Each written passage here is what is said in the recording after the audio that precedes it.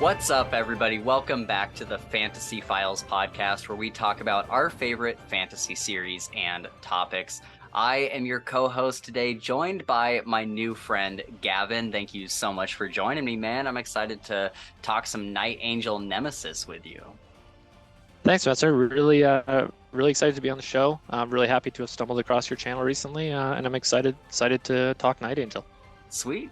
And yeah, that's right, guys. So we are talking more Night Angel Nemesis. I know that I've posted about this book so much in the past couple months, but on that last episode we did that you can see in the annotations up here, we really didn't get through all of our notes, and I really wanted to hit some of those major scenes that I really enjoyed. Gabe wanted to be here too, but he remembered at the last minute that him and his fiance are going camping this weekend, so he wasn't able to join us, but I think we're going to have a great time talking about this book. If you'd like to reach out to us, you can hit us up on our Twitter or Discord, which are linked in the description below. We also have our Patreon page linked down there where you can support the podcast if you feel so inclined to do so. We just uploaded our first piece of exclusive Patreon content over there. It's a ton of fun. It's all the co-hosts together, just going completely off topic and just being weird as hell. And it's just a really, really great time. So hope you guys enjoy that episode. Also, what's left? Subscribe and like. That always helps us out here on YouTube if that's where you're watching us. So thank you for that, because it really helps us with the algorithm and helps get new people seeing the podcast and all that. So with that said, we are going to go into this. We are going to go into spoilers in a little bit. We're going to talk about what we've been reading, and we're going to get to know Gavin a little bit. But yeah, so there will be spoilers, but we'll give you a fair warning beforehand. So I'll just say real quick, Gavin, you reached out on a comment on the last video, on a YouTube comment. And if I remember correctly, you said something like, "This was a great conversation, but I wish I was there to talk about it." And I read that and I was like, yes, dude, that is exactly what I want. And so then we kind of linked up, and we decided to get him on the podcast to talk about Night Angel Nemesis. And I think that is such a cool thing about podcasts and about this like fantasy book, whatever community, is that, you know, like Gabe and I, or even Mick or any of the co-hosts, like we're not professionally trained podcasters or anything. We're just dudes who love fantasy that are here to talk about fantasy. So I was like, yes, dude, like let's get you on. If you really want to talk about Night Angel, let's do it. And that gets me excited. So thanks for joining me, man. Well, hey, I'm so happy to be here because honestly, like I made the comment because it was true in the moment. I had watched your episode right after finishing the book. We talked a little bit before because I didn't have anyone else who had read it, and I felt so strongly but such mixed emotions about the book. Like I need to either talk about this book, or if if not that, at least hear other people talk about it, because Right. I felt so strongly after finishing the book. So when I made that comment, and it never even occurred to me, like, I've never been on a podcast, so it never even Sure. occurred to me that I'd be invited. So when I was like, yeah, sure, I'll jump on a Zoom. Absolutely. I'd love to talk about it. So yeah, super happy to be here. Super happy to chop it up. Nice. All right. So let's talk a little bit. Well, first, let's get to know you a little bit. So we talked a bit before we started recording here, and I'm just curious, what are your like top 3 or 5 or whatever favorite fantasy books, just so people can kind of understand what your like fantasy background is? Yeah, absolutely. Um, my favorite books are pretty well defined in my head. I have trouble when people ask me that because I kind of keep it in two categories of finished series Mm, versus unfinished series. It's hard to compare the two, but when something's so good it doesn't, like, Brandon Sanderson Stormlight Archive would be right right. up there, and I don't care if all 5 aren't done or all 10 aren't done. It's that's right up there for me. So that's in the top Yeah. 5, 100%. One that is more tricky for me, as we with the whole Patrick Rothfuss situation and waiting for the Yeah. whole book and the charity, yada yada yada. But at the end of the day, I recently got sucked in again and because I actually recently just switched to doing audiobooks. So I was like, oh, Nice. I got a couple credits. I've heard good things about the Name of the Wind and Wise Man's Fear audio narrator. And like, so this, if I'm trying to see if I want to make the change. So anyway, I did a re-listen for the first time after rereading it a few times, still just as good as ever, still picked up new stuff. So Yeah. despite some mixed feelings about the series and the author right now, King Killer is absolutely still up there. Just love that Yeah. series. Just, I am a rereader for not for a lot of stuff, but for my favorite stuff, I Oh reread. yeah. And for series that just have incredible reread content, it's right up there. There's Yeah. really honestly nothing better in my opinion. King Killer is one of those ones too where you can, like, I've reread both of those books at least 8 times, Yeah, and every single time there's something new that I'm getting, something new that I'm picking up about, whether it's like the past story about like Taborlin the Great or any of those guys, little clues that you can get. There's always something to pick up. 100%, especially nowadays. Like honestly, like I consider myself a pretty sharp guy, but there's some brilliant people out there. And when you have people like oh shoot, I can't remember the captured in words guy who Oh, has a great Jay. Yeah. Jay is fantastic, and he amalgamates a lot of that stuff, and then Hmm. you watch some of his videos and reread, and then you can pick up on some of the stuff that you might or I might not even be smart enough, but they connect some, because you can read that book 15 times to pick up new stuff, but there's some people that have read it 25 times and are way smarter than me. Yeah. So and it's just absolutely fantastic, some of that stuff, especially like the moon stuff and like actually like trying to Yeah. pay attention to certain things while rereading it. Yeah. It's absolutely incredible. But speaking of reread value, um, I'm almost embarrassed to say I reread it to some people just because it's such a big commitment. But Malzahn is Oh, just wow. almost the pinnacle for me. Wow. Um, I got introduced to Malzahn just like, hey, you like fantasy? My friend worked at Indigo, or I don't know, Chapters. It's a Canadian bookstore, but like you should try Malzahn. So I didn't have any of the, oh, it's so hard. It's very, it's you got to read to book. I didn't have any of that. I just heard, this is a good fantasy series. You might like it. So I picked up Guard of the Moon, and I had the same experience as everyone. It's like, oh, I'm dropped right into the deep end. But I happen to be someone who just loves that, Okay. and embraced it and rolled with the punches. And just I'm always someone who needs to know what happens. So I guess Yeah. always keep reading, and it always starts to make more and more sense. So Malzahn, I've read the main 10 a couple times, and then everything else by Steven Erikson and Cam Elsamon, I just chew up right away. It's just I love the Whoa. world. So I'm big on Malzahn. And then we talked about a bit before. Dresden Files I've reread. I don't reread the first few of my Same. Yeah. rereads, but Yeah. so sometimes I'll start a reread at Summer Night Book 4. Sometimes I'll start a reread, a Deadbeat. Yeah.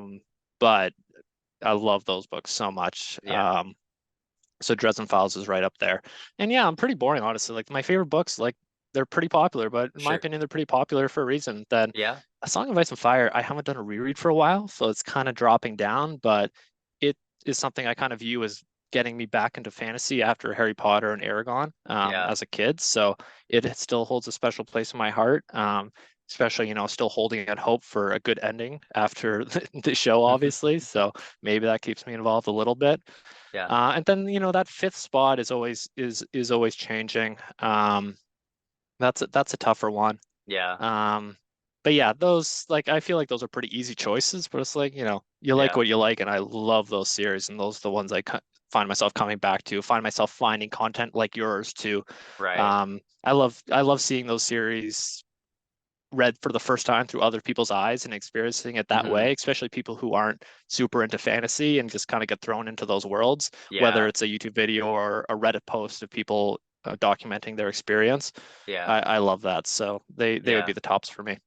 Yeah, speaking of that, there was one episode we did a while back where we had Jim from the Fantasy for the Ages podcast on, and we did a whole series discussion on the Dresden Files, and he had just finished it.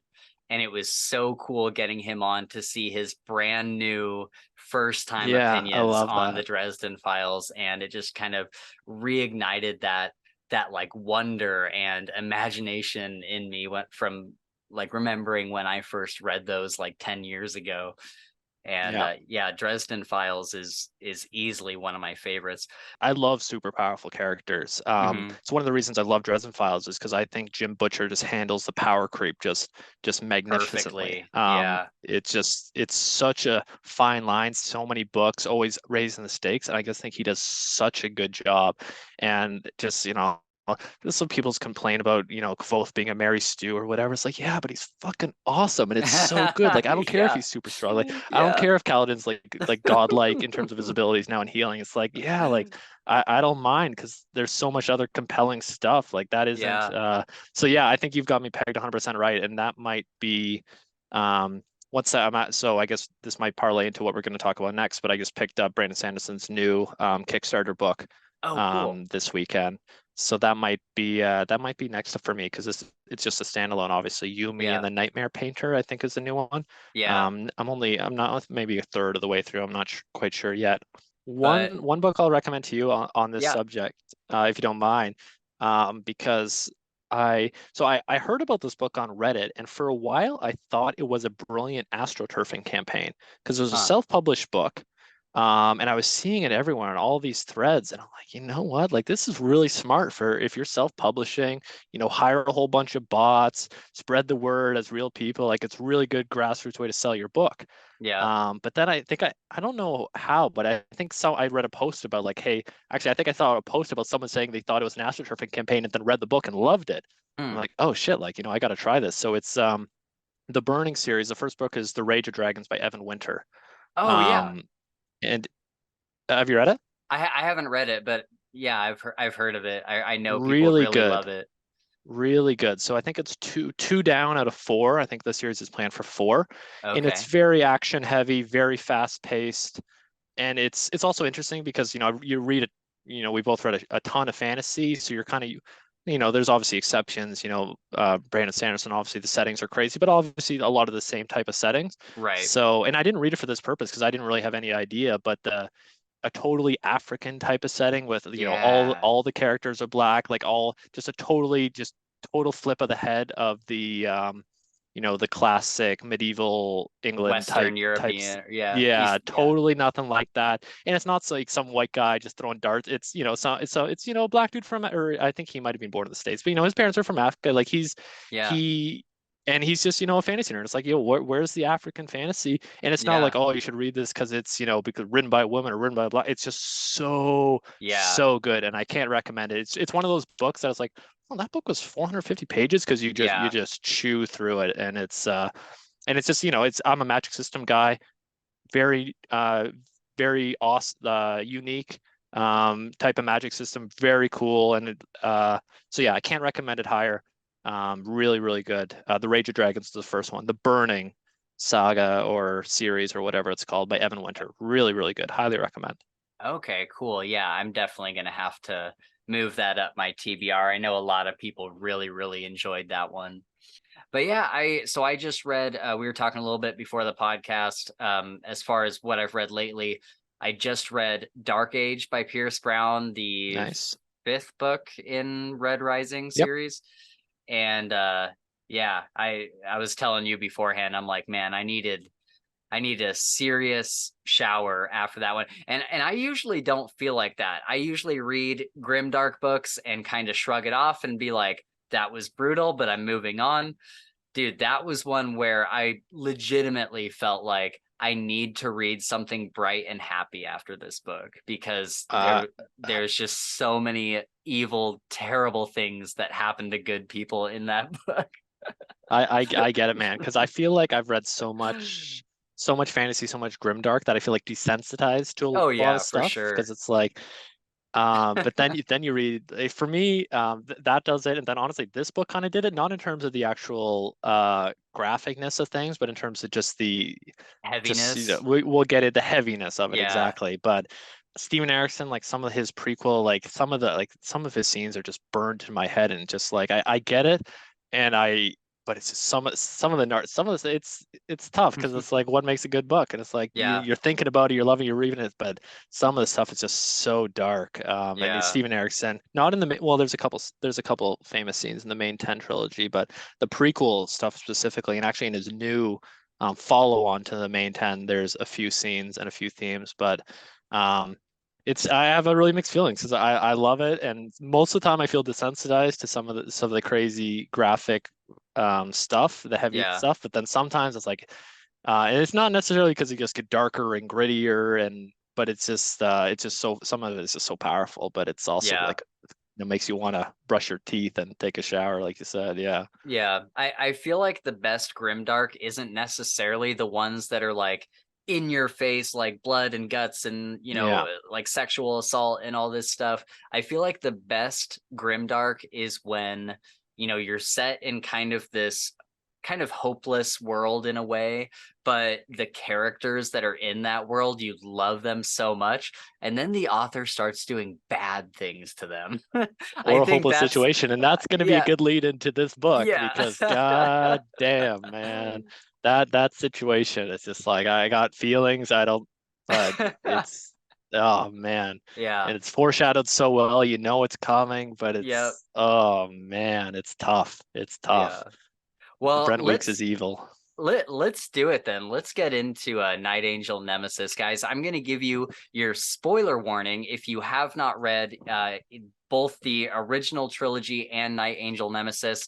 We're going to be spoiling all of that. So fair warning, spoiler warning in 3, 2, 1. You've been warned. All right, man. Tell me what you Let's thought. go. Let's go. So we talked about it a bit before, but I found your podcast because I needed to hear people talking about this podcast because Yeah. I felt I just I didn't know how to feel after finishing the book. I know I felt strongly. I knew I was rattled. I guess I couldn't parse my emotions. I guess it was so intense and I read it so quickly and I read it over the just pretty much nonstop over the course of the weekend. And it's like, oh my God, I don't know. I don't know what to think about this. But at the end of the day, like what do I judge a good book on? And it's one, what when I'm reading it, can I not put it down? Do I want to read all night? Can I not sleep? Because I can't, I have a tough time reading before bed because it's like I have a tough time going to sleep. And Yeah. I'm not, it's like, okay, the next chapter, but then you start the next chapter forgetting you want to sleep. It's like, oh, all right, the next one. And next thing you know, it's 3 o'clock in the morning. So that was this, I couldn't put it down. I was addicted to it. So Yeah. that's a point in its favor of it being an amazing book. Then another thing I judge good books on is did it make me feel strong emotions, whatever those emotions are? Did it make me feel strongly? And Right. goddamn, this book absolutely did that. But the issue is those emotions I was feeling, not a lot of positive emotions, a lot of like, oh, like a lot of this dark, it's a dark book and it makes you feel Yeah. dark things. And that's a point I'll make later in terms of some a passage from the book Yeah. where I think Brent Weeks, because usually I don't think the author's trying to speak to the reader of the book very often. I don't like trying to extrapolate like, oh, he's speaking directly to the audience here. For me, it's a story. You read Right. it as a story, but there was one line I was like, oh, it actually went through to me. It's like the author, he's talking to me here. And yeah, I might as well just say it now. It's where he was Yeah. saying it's like, oh, I think it was right at the end, and we talked about spoilers, but right before he to use a Dresden line, right before I used the knife. Yeah. Um, right before that, he's like, "Oh, the deal we had, reader, is like I'll let you turn away for some of the stuff, Yes. but not here. No, no, Yep. like you're here for the violence. You're here for the like what it." And for me, it's like because one of my issues with the books is, everyone, made terrible decisions, got put in terrible situations, had to do terrible things. Pretty much everyone. I'll talk Yeah. about the one person who didn't, who I love, but because of that, but it's like at the end of the day, it's like I can't hate the book for hating all these things, all these dark things people had to do because Yeah. it's an assassin. Like what like that's what and so Yeah. I think that was a great moment where it's like, yeah, like I can't hate this book for being dark and violent and with terrible Right. stuff happen because, that's what I signed up for. That's what I'm here for. And Yep. just because it's really good and really strong, Yeah. Um so If I can speak to that for a minute, because please. I've heard some people commenting that they didn't like that, and I could not like disagree more. I think that was I think if it was any other author and they were trying to speak to their audience, it would almost sound like they were talking down to them, like yeah, you just want to be here for the violence or whatever. But because it's Brent Weeks and because it's the Night Angel trilogy and speaking to the people that grew up reading this series, I think it rings really true. And to have Yeah. Kyler be like, he's almost like speaking to like the grim dark demographic of like, you know why you're here, I know why you're here, we both know what you want as a reader, we know why you're reading this book, this is an agreement that we have signed by you buying this book and opening it up. We have agreed to this gratuitous description of horrible things that are happening. We agree to talk about all of these terrible things, and you signed up for that. And I love that. I Uh, love that so Me too, much. man. It's so Me too. good. So, because usually I 100%, usually I'd put like, I don't like, I read these for stories. I'm not an Yeah, imagery guy, a symbolism guy. I'm not trying to like, oh, the author is trying to convey this. I'm like, these are, I read these for the story, and right. there's themes and there's stuff you can learn, absolutely, but trying to directly extrapolate. But for that one, because you're feeling gross, all this like, oh, why do you get put in this situation? But it's like, well, like that's why the book was written. If you want, Yeah, like, there's lots of light stuff and there's all yeah, sorts of other fantasy, but like that's like you read the first trilogy. You know what exactly. this, yeah. Yeah.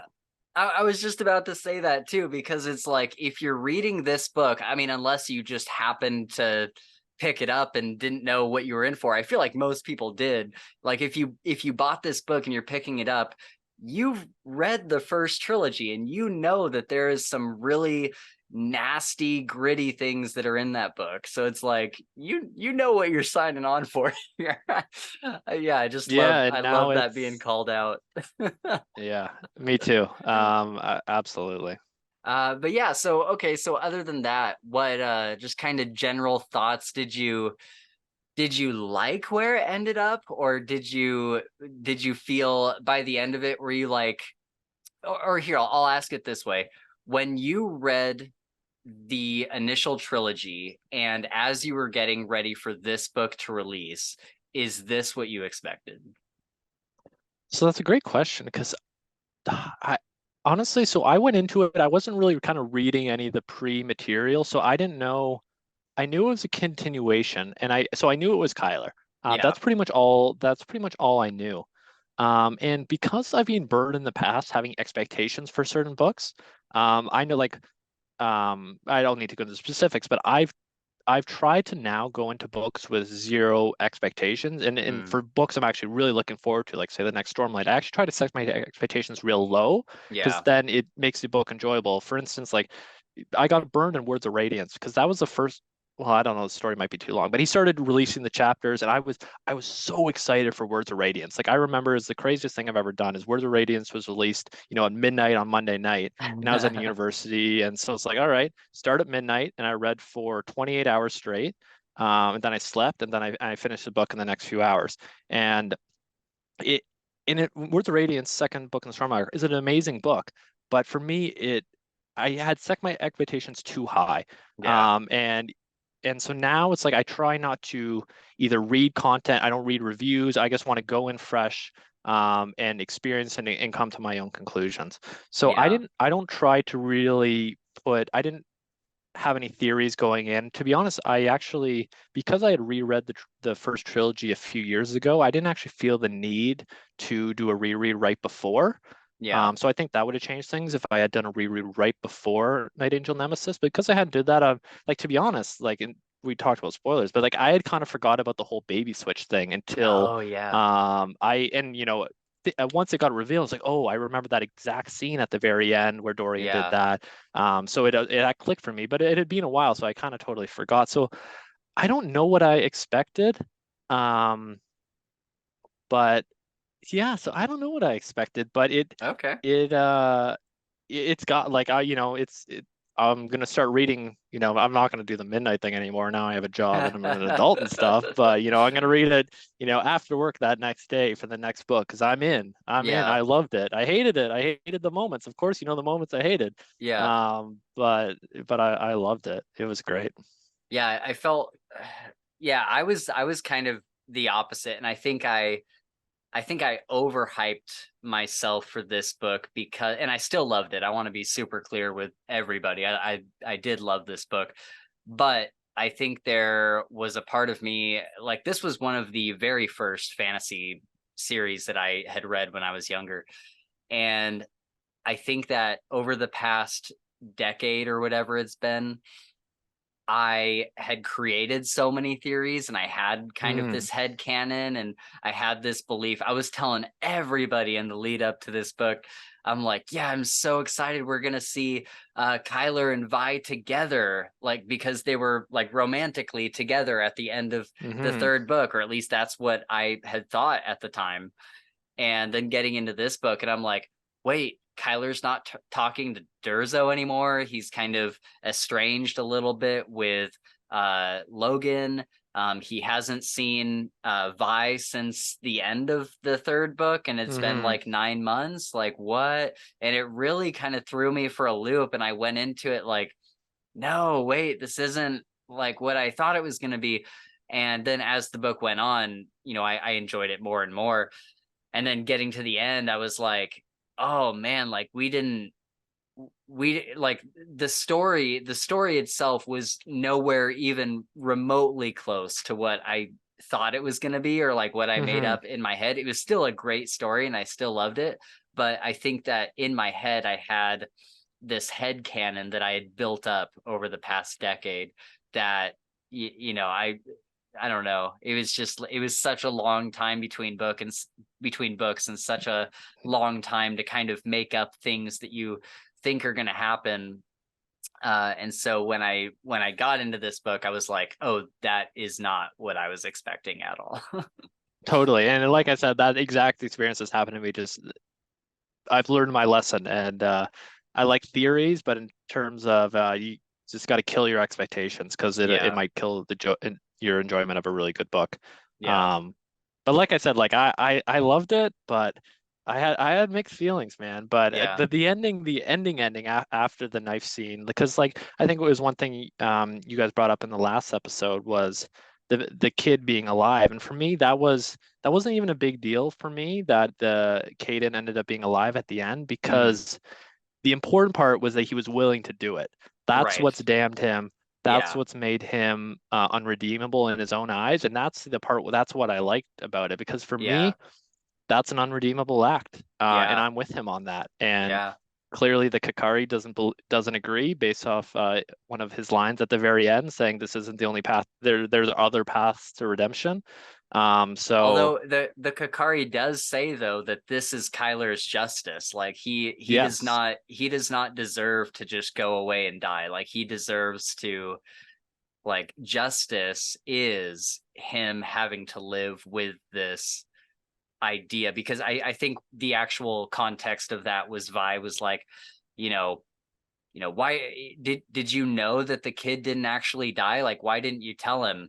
And the Kakari was like, because justice is that he believes that he did. a Like, hundred percent. yeah, that, oh God. And and I totally agree. And that it's also a little line at the end, but the fact that in Janine's prophetic visions, the fact that like she saw everything, it saw where it would end in terms of him chained to the cliff with the big birds, Mm, and and so she knew what he would think about himself for the act he did, and she yeah, still hated him for it. I was like, yeah, I get yeah, it because I had questions in terms of, was he going to starve to death? Like, I don't, is he going to eat the birds? Where's he going to drink? Like, he still needs to eat and drink. So I got some like technical questions about how that's going to work, and it doesn't make a yeah. ton of That's what I sense to was me. curious about. But in terms of his view and of course this is a series, and he's not going to end, he's not going to be on the cliff Right. for the rest of it, like Yeah. um but I'm just glad it wasn't okay, like I need to set it like next book setting up for I need to redeem myself, yada yada. It's like, no, I'm damned. And it's Yep. like, yeah And man, this, like that wasn't the only choice, that was a yep. choice, and I understand the choice, but you could have let the kid send out that null wave or whatever they call it, and you could have hoped for the best, Yeah. and see where things happened, and maybe things go to shit. But I guess for me, Yeah. like I let 1,000 people die to save the kid, and it's not Yeah. an easy choice, and I get it, Right. but I guess I don't think I could do it. So that was Yeah. kind of my big thing. Is like I get it, but the choice, and that's why I Yeah. blame Brent Weeks more than Kyler. Just and the same thing with the scene with Raphaim throwing people off. It's like for that one was a little bit on the nose for me because it was just so Hmm. stark what was going on. Yeah, It just seemed very clear. Like I guess I don't like seeing through to the author. I like sure. that was one of the times it's like that was it's a little too on the nose, Brent here, That's in fair. terms of the lesson Raphaim is trying to teach. Like it was still a great and powerful scene, just a little too on the nose for me.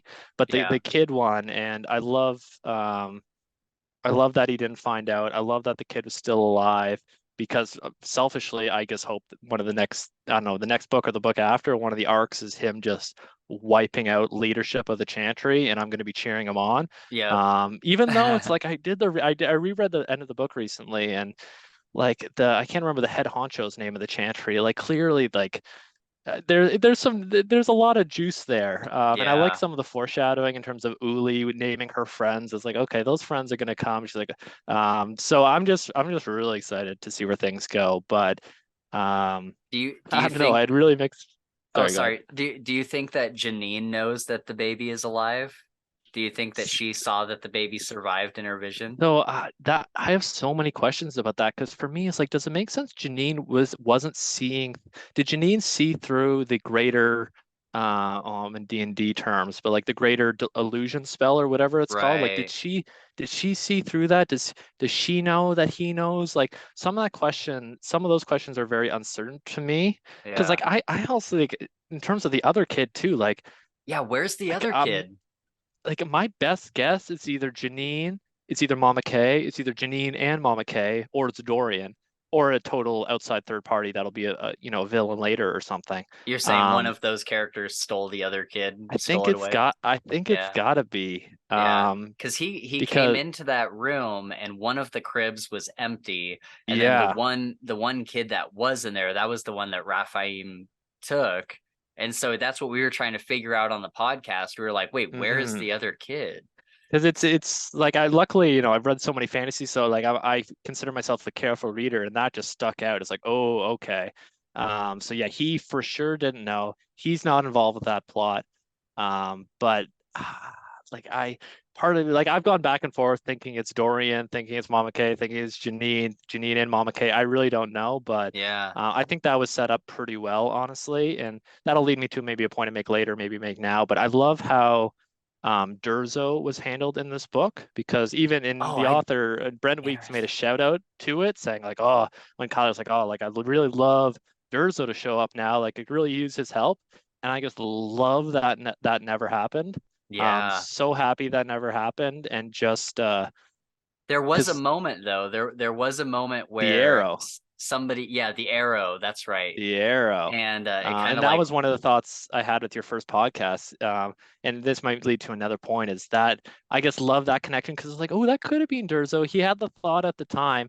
And then Mama K saying, oh, I sent him to, I can't remember what that city's called. And it's like, okay, that's Durzo. He's on his own adventure. And mm, I guess because that was one of the big questions. Like, I don't know, coming into the series again, is like, how are they going to handle the Durzo thing? And clearly, like, it's pushed to the future, but in a way I really liked. yeah. Yeah, yeah, that's fair. I was bummed not to see Durzo, but there was so there was so much happening in this book that I honestly hmm don't know how we could have fit one more character in. Like I don't know. exactly. I don't know how If there he could had have been came one more out, plot line. yeah, if he had came out, at some point, just like we had Vi for that in a couple moments, Yeah, he didn't fit into the story. But I yeah. like him being as not a Chekhov's gun, but like he's there, he's doing stuff. And then like the mystery between him and Mama K, what's going on? I really liked how it was handled. Yeah, For as any much as you can have a story without Durzo, because I right, love yeah. Durzo. Yeah. Have you read The Perfect Shadow? I had not for a while. I read it right after it was released, but I did read Okay. it. Yeah. Yeah, I love that one. But yeah, what do you think is happening? Do you have any theories on what's happening between Mama K and Durzo or Kyler and Durzo? Yeah, I don't have any strong feelings. Like I that's So the one thing I'll say is because that was one of the things I was kept thinking about actually listening to your guys' first podcast is where you guys were theorizing. Unfortunately, I have him in my notes as Vesuvius. I can't remember his real name, but Oh, Vitruvius, I think.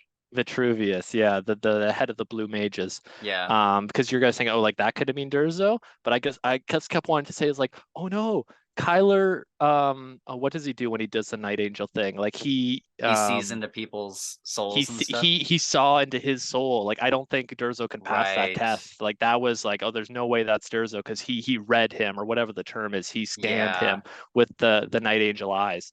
So like no, there's I really even though like now I'm sure they're in the same city or the vicinity, but it's just like no way, I don't think that's him. Yeah, But that's in terms fair. of him and Mama K, like I don't have any strong feelings other than it has. I think it's just like it's tough when it's something Brandon Sanderson explores a lot, but like immortality with mortals, there's gonna it's issues are gonna arise. Yeah. And I think that's just, that's foreshadowing, that's setting the stage for future books. Yeah. But in terms of specific what's going on, um, I haven't the faintest idea, to be honest. Yeah. We do see the and so this is where I'm going to get a little bit fuzzy because I just reread the first half of the book and I think you just reread the second half of the book, Yeah, right? yeah, So we perfect. might have to lean on each other a little bit here. Yeah, But the blue Kakari makes an appearance, right? Or is yes. hinted at? I can't No, remember. it makes an appearance at the very end. He Okay. summons it. He actually one of the small notes I noticed is um Raphaim had the same type of was it platinum bracelet? I think it's a platinum bracelet that Durzo gave Kyler to hold the Black Akari if he didn't want it touching his skin. He had the exact same Oh.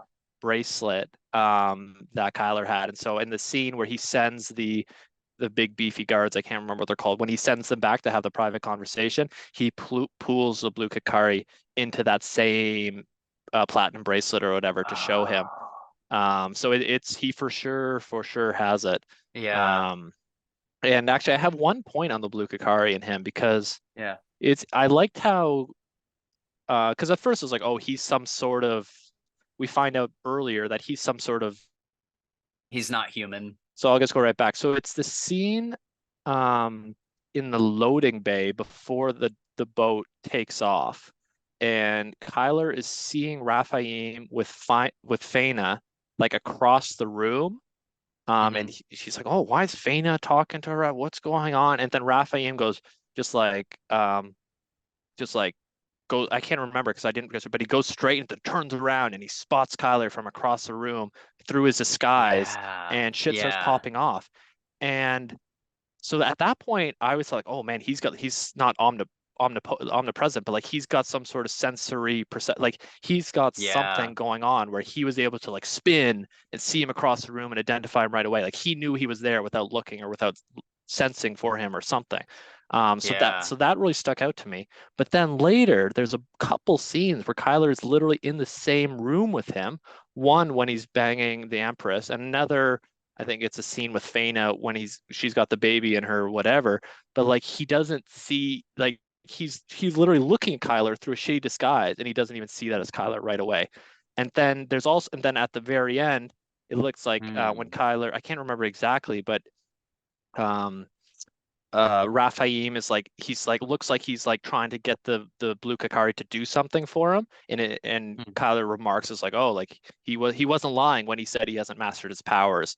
So like I wonder because we don't really know Yeah, much about he's the other new to it. Kakari, like so is the other Kakari, was it selectively telling him Kyler was there in the loading bay, but then not there? Like I'm curious because everyone talks about those Kakaris, but the black is the greatest amongst them. And Yeah. I have a lot of feelings about the Kakari and its truthfulness and stuff because I have some notes on that. It's very interesting because Kyler told it to specifically Kyler told us, oh, delete this part. This isn't Yeah. that important. But then Vi's reading Yeah. it and it's there. So Right. so like what other and so like if it can put like it could have put whatever it wanted in that story, I think. So Right. I there's some reliable narrator issues there that I Oh, for find kind of sure. interesting. Yeah, definitely. And I think so a couple things on that. So with with him seeing Kyler across the room, I wonder if that was him like actively using his power of the over the Kakari at that moment, rather than it kind of being more passive in the other times where he doesn't see Kyler. Because we do know that the Black Kakari is the only one that has basically like an artificial intelligence. It's the only Well, one that's that what we is think. Yeah, sentient. that's what we're Yeah. led to believe, but I'm curious. Because Yeah, yeah, I totally agree, but I'd be curious what's going on in that communication or that because it's I found that interesting. I feel like the blue Kakari could I don't know. I had some questions about that. I'm looking forward to exploring that going forward. for sure. Yeah, and then the Black Kakari, it's a little bit off topic, but there was something interesting about, I just read it. The Kakari was saying, it was either the Kakari that was saying it, or it was something that Kyler heard from somebody else, but basically uh it was the abilities the abilities that you get from me directly correlate with your character, Mm. or something like that. Or And your so, experience or knowledge, like you don't know enough yet. You're not yeah, right. along those lines, absolutely. Yeah. And so I wonder if the Kakari, because it is like the Kakari of judgment, basically, if it is judging Kyler and helping him based on what it finds, because there is something Dorian says early in the book, and he's like, as the Night Angel, you judge people, but who judges the Night Who Angel? judges the judger? Yeah, who watches the watcher And it's 100%. it's like maybe the Kakari does. And Ooh. I think that might be the case, and I don't know how that Yeah, works because it like it well that is interesting because I agree with Vi and not with Kyler in terms of the Kakari. It's not a machine. Like clearly, and right. it's 100% obvious now considering it disobeyed him and pretended to kill the child when and it didn't obviously it did something totally different. Um, Yeah, but I have so many questions about that because like if you can like God, couldn't you have told like obviously the story doesn't work, but it's yeah, like and it's so funny because part of me wants to go like, oh, why didn't Kyler figure out, it's the Devourer. He could have devoured Caden's magic, everything would have been why didn't he figure it out? But it's like I wasn't screaming that in that moment. I wasn't going, yeah, oh, like in that it's easy. Hindsight's 2020. And I'm sure yeah, Kyler will come to that realization at some point once he realizes Caden's alive, which he will yeah. sooner rather than later. But it's like, I can't blame Kyler for not figuring it out when I didn't figure it out. Yeah, and also it's mentioned multiple times that Kyler is never really thinking too much about what the Kakari does or what it can do. Like he's not really utilizing it to its full potential, and he's not really thinking very, introspectively about what the Kakari is or what it can do or what it's done for him in the past. He just doesn't really think about it a whole No. lot. And He it, just kind of uses it like a tool, and it yeah, just kind of goes over his it's head. it's clearly so much more than that. And case in point, when the Kakari, when he goes to on, I think it's before in the party before the ship, and he goes to like, I can't remember the word, but he goes to read Raphaim, and the Kakari is like, no, no, no, don't do that. Hey, how about asking why? Like there was Yeah, no like, hey, why shouldn't I do that? And kind yeah, of this, I'm sure there's, storyteller elements from Brent Weeks why he couldn't do that, but it's just like for me as a reader, it's yeah, like, hey, I know like shit popped off right after that, but maybe revisit that considering this is a big villain. Maybe try to get some right, probing questions there. But right. I totally agree. Like it's and actually this kind of leads into a point I wanted to make or a question I guess I had because Uh, one of the things that really stuck out to me at the very end was when Vi had the Black Akari and she's asking mm-hmm. questions about Kyler, and the Black Akari goes, "Oh, well, like I think it was present tense. He's like, oh, well, he's a Night Angel." So for me, that says like Vi might have the Black Akari. She might be able to use the Black Akari, but Kyler is still the Night Angel. And I find that very interesting. Because Yeah. So yeah, we were kind of talking about this at the end of the other podcast episode. We were trying to figure out. So Vi has the Kakari now, and obviously she can use it, but is Kyler, I have to assume that Kyler is still bonded to it. Like Vi cannot bond to that Kakari and become immortal while Kyler is still bonded to it. Like if That was Kyler my were to understanding. die, Yeah. yeah, like if Kyler were to die, he would still go to the place with the wolf and then come back and all that. I would think. I'm pretty sure, which like led Yeah. to my question earlier. It's like, well, how's he gonna drink and eat? Like he's still like, I don't know how that works, but I totally agree. But it because I wouldn't until that happened, I wouldn't have expected Vi to be able to use it though.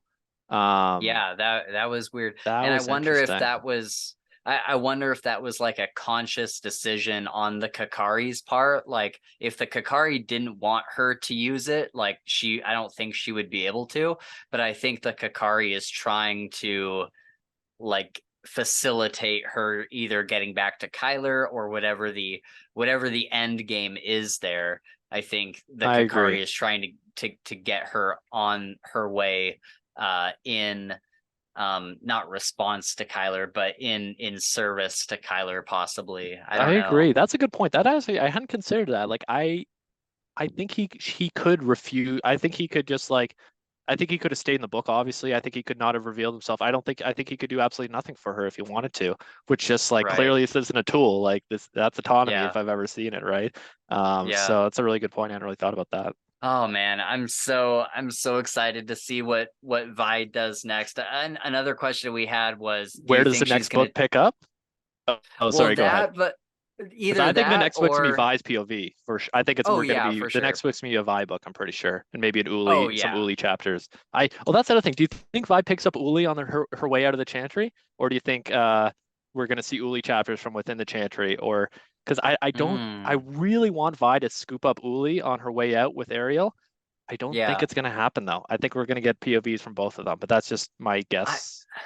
Yeah, I think I would be happy either way. I was never a huge fan of Uli, and I don't know why. I just never really was. I didn't even Um, remember her from the first trilogy, to be honest with you. Like, not. I was like, oh yeah, they did have a kid. Like, it wasn't. yeah, that's right. Yeah.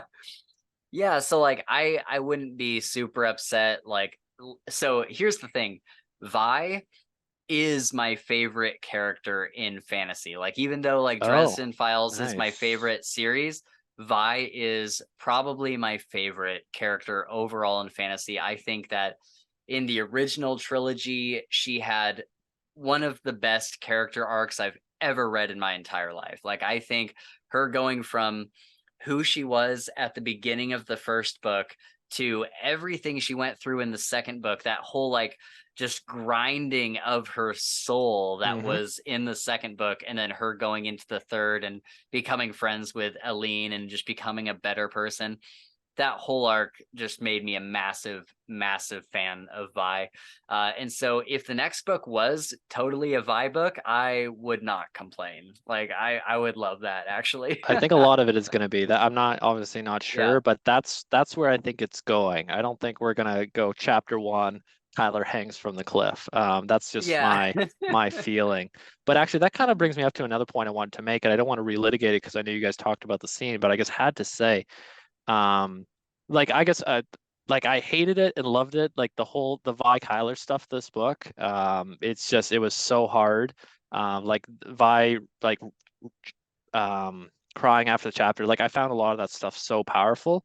But the one thing, like I Yeah. hated the scene so much, but I've thought about it afterwards, and the scene where she literally just like dives at Kyler's crotch. Obviously, you know the scene. Yeah. Um, but just like I That thought was about it, weird. it was so weird and I hated it so much. But thinking about it more, like for me, looking back, it seemed like for me it seemed like self-sabotage. And because reading that back, like Kyler literally mentions that she's standing there like naked or whatever, like picking at an ingrown hair in her armpit. Yeah. And that's Yeah. like if this is an attempt at seduction, like it's not a very good one. And we know that Vi Yeah. can seduce people very well because we saw it in the Right. first trilogy with Kyler, right? So for me, Yeah. like, is that like like I now I think of it as her like she had to do this, she wanted to do it, even though she also didn't want to do it, obviously. But like I don't know Yeah. if she, consciously or subconsciously self-sabotaging in that moment because it was just so egregious, or maybe not the right word, but it's just so blatant and just Yeah. unskilled in what she was doing.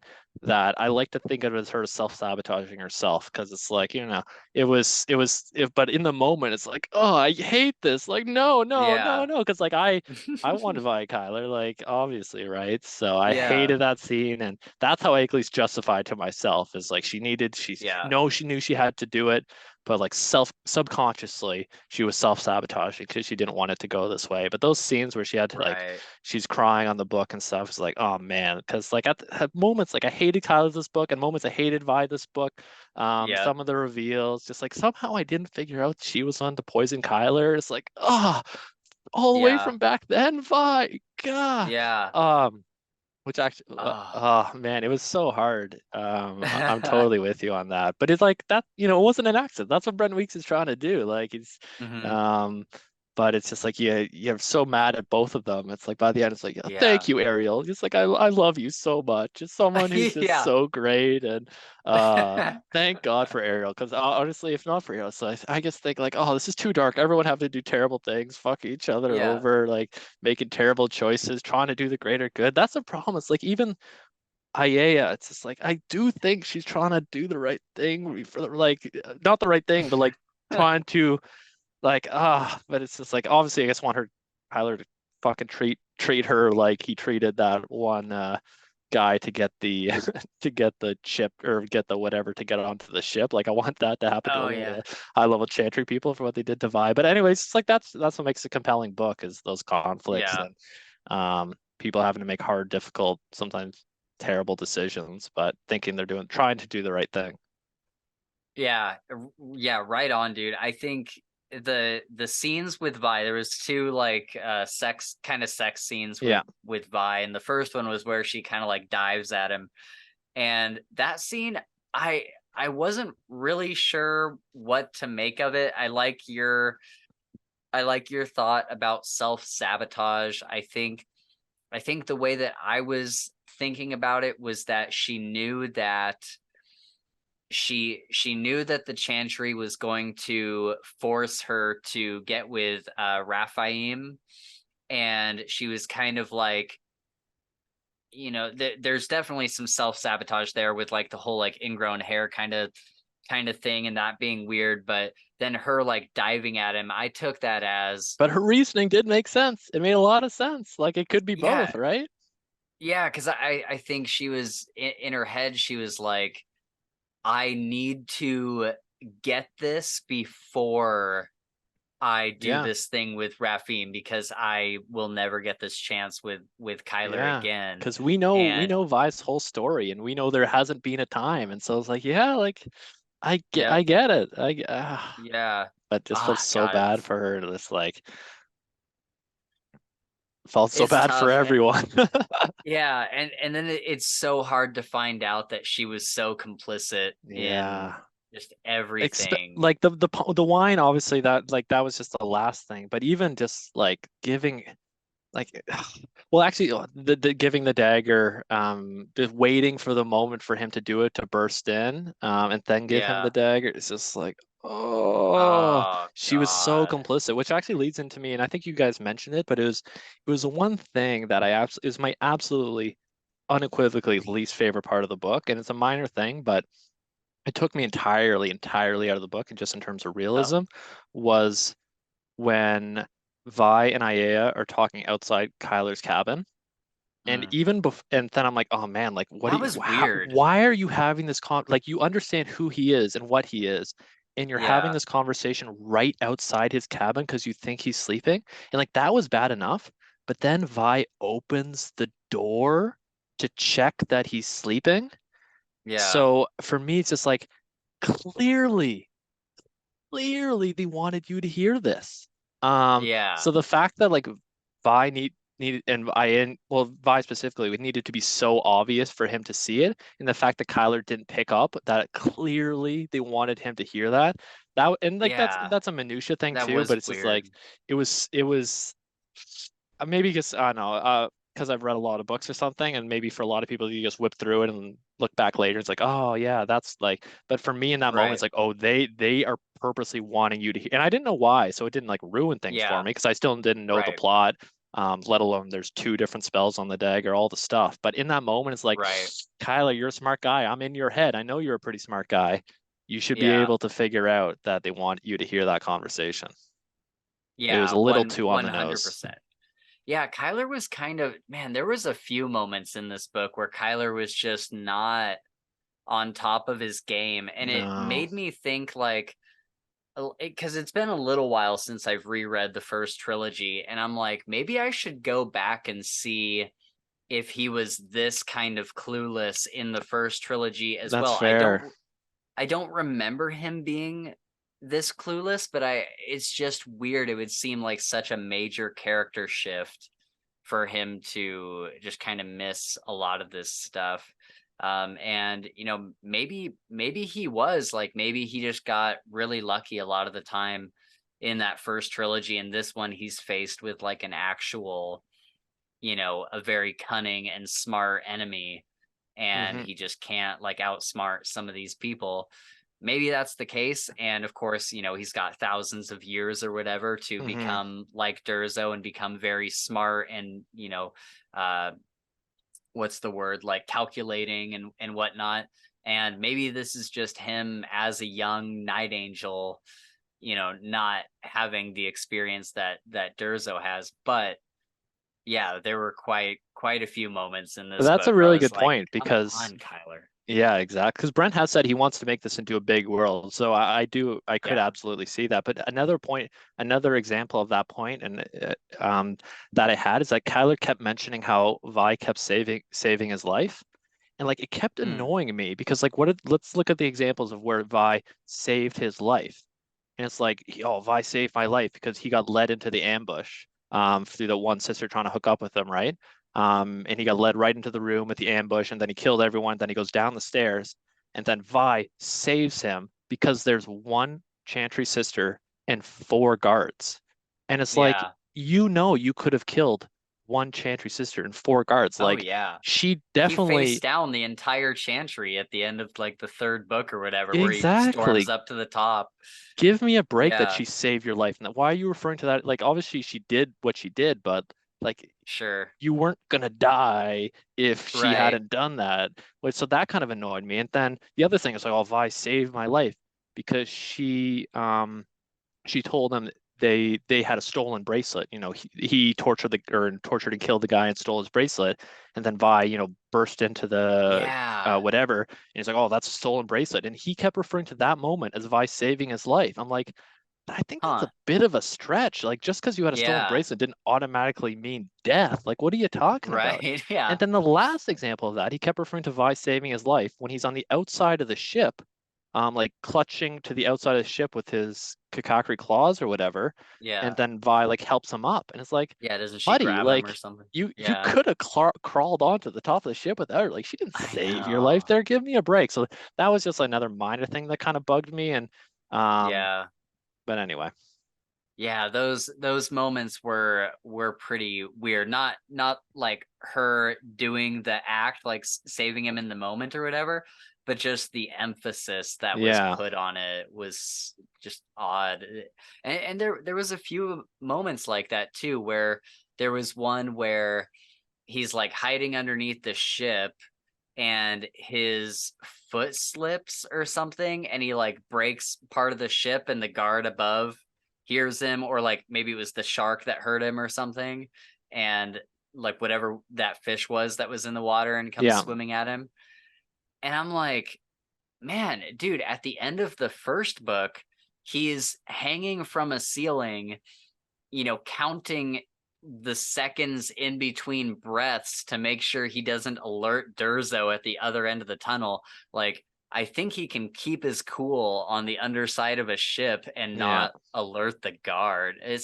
Yeah, there was moments like that where I was just like, yeah, he seems kind of dumbed down in this book a little yeah, bit. And there was a lot of things that were kind of dissatisfying with that. But to counter that, there was a lot of things that were really cool. I think one of the first moments where I was like, oh, this is Night Angel was when he's on the ship. And I think, and you'll have to remind me if you remember, but I think what happened was he goes into a room and like people see him, and for some reason at that moment he decides, okay, I just have to kill everybody on the ship.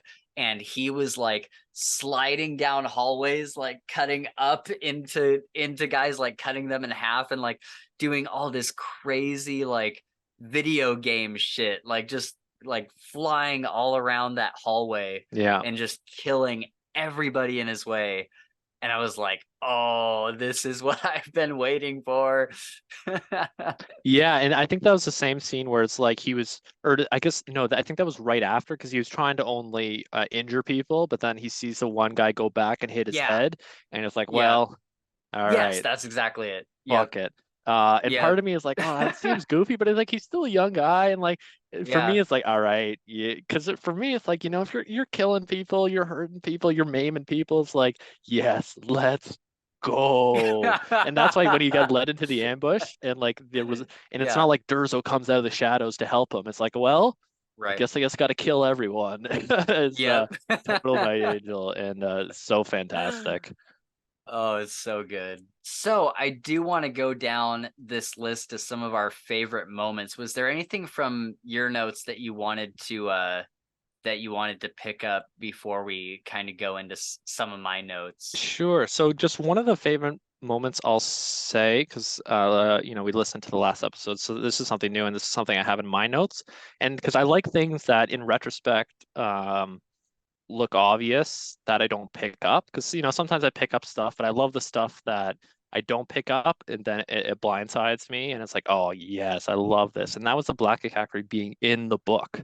Yes. Somehow I didn't Oh, pick up on that until the very me moment. neither. Like and that'll lead into another one of my I guess because they're both kind of conjoined, but that moment it's like, oh, of Yeah. course, of Yes, course. dude. And then that pulls back, and then that throws back to the let's see this. I have it in my notes as the saggy Dugs and dance off comment. What? Just looking back, do you remember that? Oh my I don't God! know. So it's the scene. It's in Vi, um, and it's so Vi's reading the book, and I think I can't remember exactly where Kyler is in his story, but Vi's reading, Kyler's killing people. He's making his way through the ship. Oh, and then it was one of the moments where Kyler sees Raphaim on the ship, and he goes, Hmm. "Oh," and then I see Raphaim, and he challenges me to a dance off, Oh and I yeah. accept, and we start dancing. And this serves you Yeah. right, you fucking old saggy Doug's bitch. Ah, yeah, yeah. Oh And because she's yes, with the dude. telescope looking over Vi's shoulder. Yeah. Uh, so like I didn't pick up, like it makes it, looking back, I was like, oh yeah, that's like Kakari just having some perception stuff, figuring out he's looking and just like on the fly editing. So like that Yeah. comment on its own was fantastic, but then framed and it's like, oh yeah, the Kakari Yes. was writing this as she was reading it. It's like, oh, I just loved Yes. all of that so much. Oh, it's so brilliant. Dude, that was such a fantastic reveal. And yeah, I absolutely did not.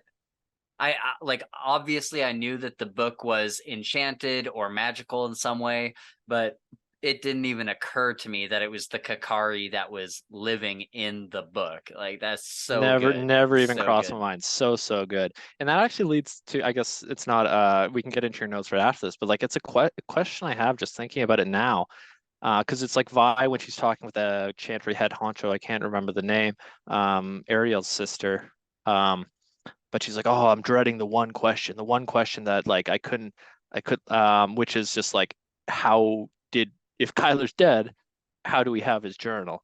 But it's like, do they really think Kyler's dead? Like, you don't, Yeah. you don't write a journal if you're dead. Like, I Yeah. that part just never really quite, like, do they really think he was dead? Do they really hope to, like, they know he's immortal? Like, what are you talking about finding his body, finding the Black Akari? Like, you think he Yeah. wrote about exactly where he died in his own journal? Like what I didn't really quite get that. That didn't really never still doesn't really make sense to me.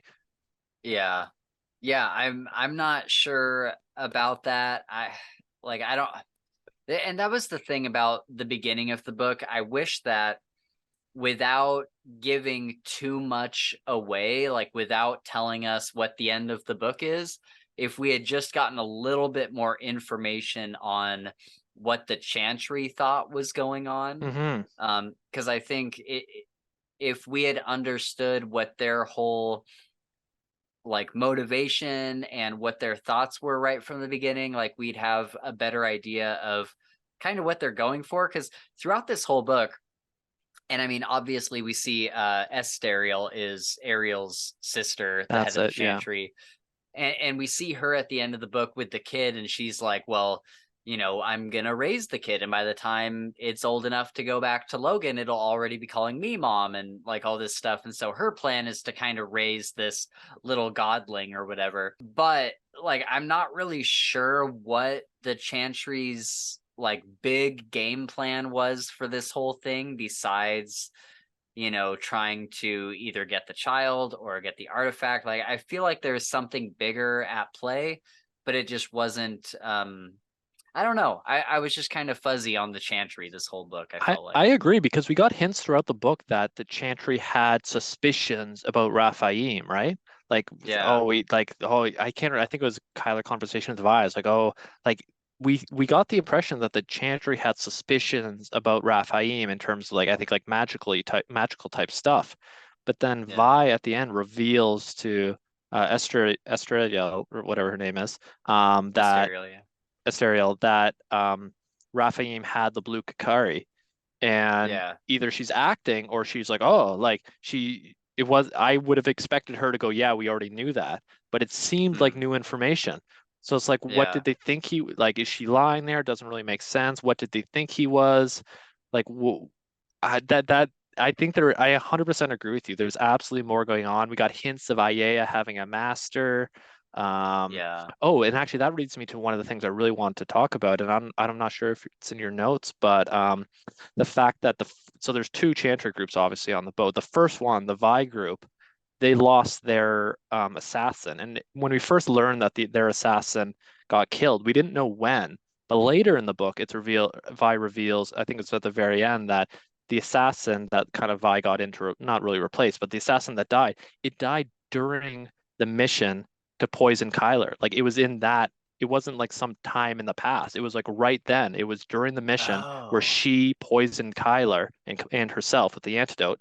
Like is in that mission that the assassin, I can't remember her name, was killed. And like that is a big mystery to me. Who killed that? Like what was it like who killed that assassin? Like Eileen Durzo. Um Yeah. it's just like, because who else, Was don't. was that not the one Chantry member that Kyler? Are you sure it was? Are you sure the assassin died then? So I didn't until my reread at the very end, um, or somewhere near the end, Vi mentioned that's like, yeah, like we lost the assassin during our mission where I poisoned Kyler, and I was like, Oh, okay. oh, because I didn't get that when we first learned that they died. I didn't get that impression. I thought the assassin died like in the past in some other mission, but Because no, it wasn't that far in the past. because I always thought she was referring to the one Chantry member that didn't Kyler kill one of them like on the ship or something? Wasn't there a Chantry member that Yeah, he? that was in the second group. Oh, That was okay. the one who seduced him and then brought him into the room. Right. No, Yeah. this is I think they learned actually he learned that one of the Chantry the assassin Chantry member died when he first got brought when Vi brought him into the group the first time where he was taking his shots Oh, at whatever. So he learned in that yeah. scene that the assassin had died. And I don't think Right. anything said, but we are just led to believe it was in the past. But then Yeah. Vi mentions later that it was during the mission in I can't remember the name of the new city where Logan is Emperor King or High King or whatever Yeah. he is. Same.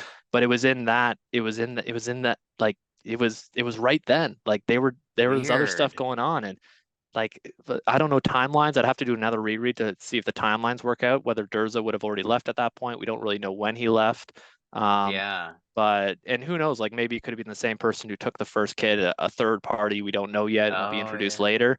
But that was something that really stuck out to me my second time reading the second half of or my first time reading the second half of the book, or second time, whatever. Yeah. That it's like, ooh, that assassin died then. Why did they bring us that? Like, why did they bring? It was the same time Vi was saying, it's like, oh, I had to convince them to me take the poison because he'd be suspicious and take the antidote. It was in that's paragraph, And it's like, Yeah. ooh, like there I like there's a lot of breadcrumbs, a lot of foreshadow, or not even foreshadowing, just like a lot of good setup for future stuff that I really liked.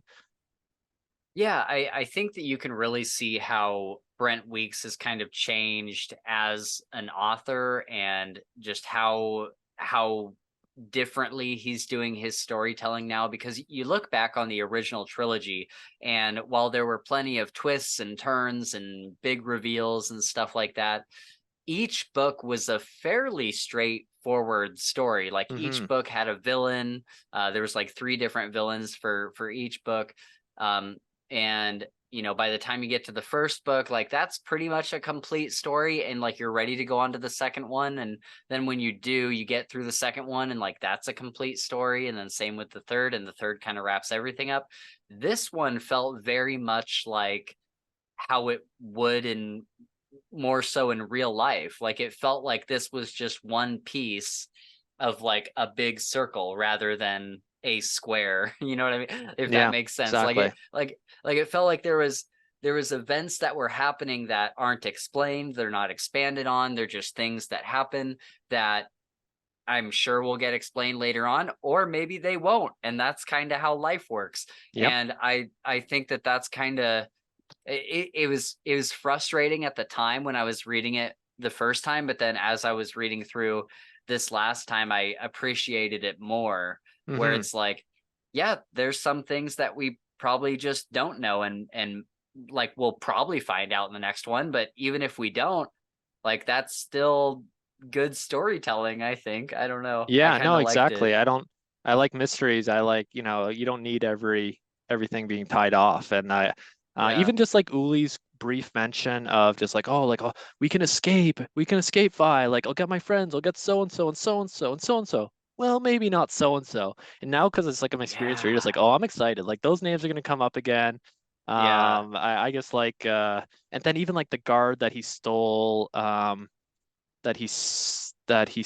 it a spear that he stole on the ship? But the big head honcho guard for the Empress that he kept running into. I Oh guess yeah. like oh yeah, we're gonna be seeing him again. We're Yeah. building some foundation on some these characters because like I don't we haven't seen the end of Faina. We haven't seen the end of Yeah. the Empress, obviously. So I like Dude, the building blocks. So Faina was interesting. such an interesting character. So They were, interesting. dude, he went, and the one thing I didn't like about his writing of Faina was that I think there was a little bit too much back and forth, where at first it seems like, oh, she's just kind of an innocent woman that got pulled into this scheme by Mama K, and then, oh wait, no, she's a courtesan. Oh wait, no, now she's this other thing. Oh wait, actually Hmm. she's got like this whole other mission. And I don't know if I entirely appreciated her back and forth. I think it was just one too many. I think there could have been like a femme fatale thing where it's like, oh, he thinks that she's one thing and then it turns out that she's not. I think that would have been fine.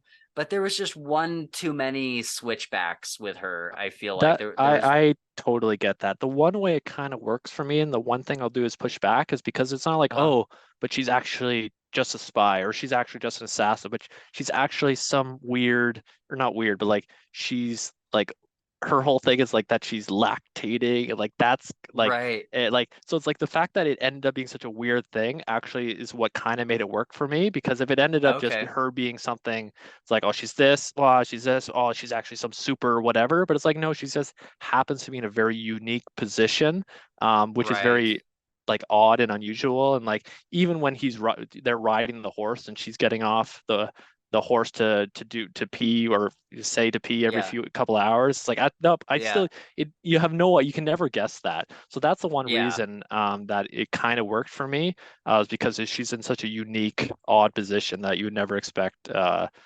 Yeah. But I do agree because it was annoying me. It actually, yeah, it was annoying me early on.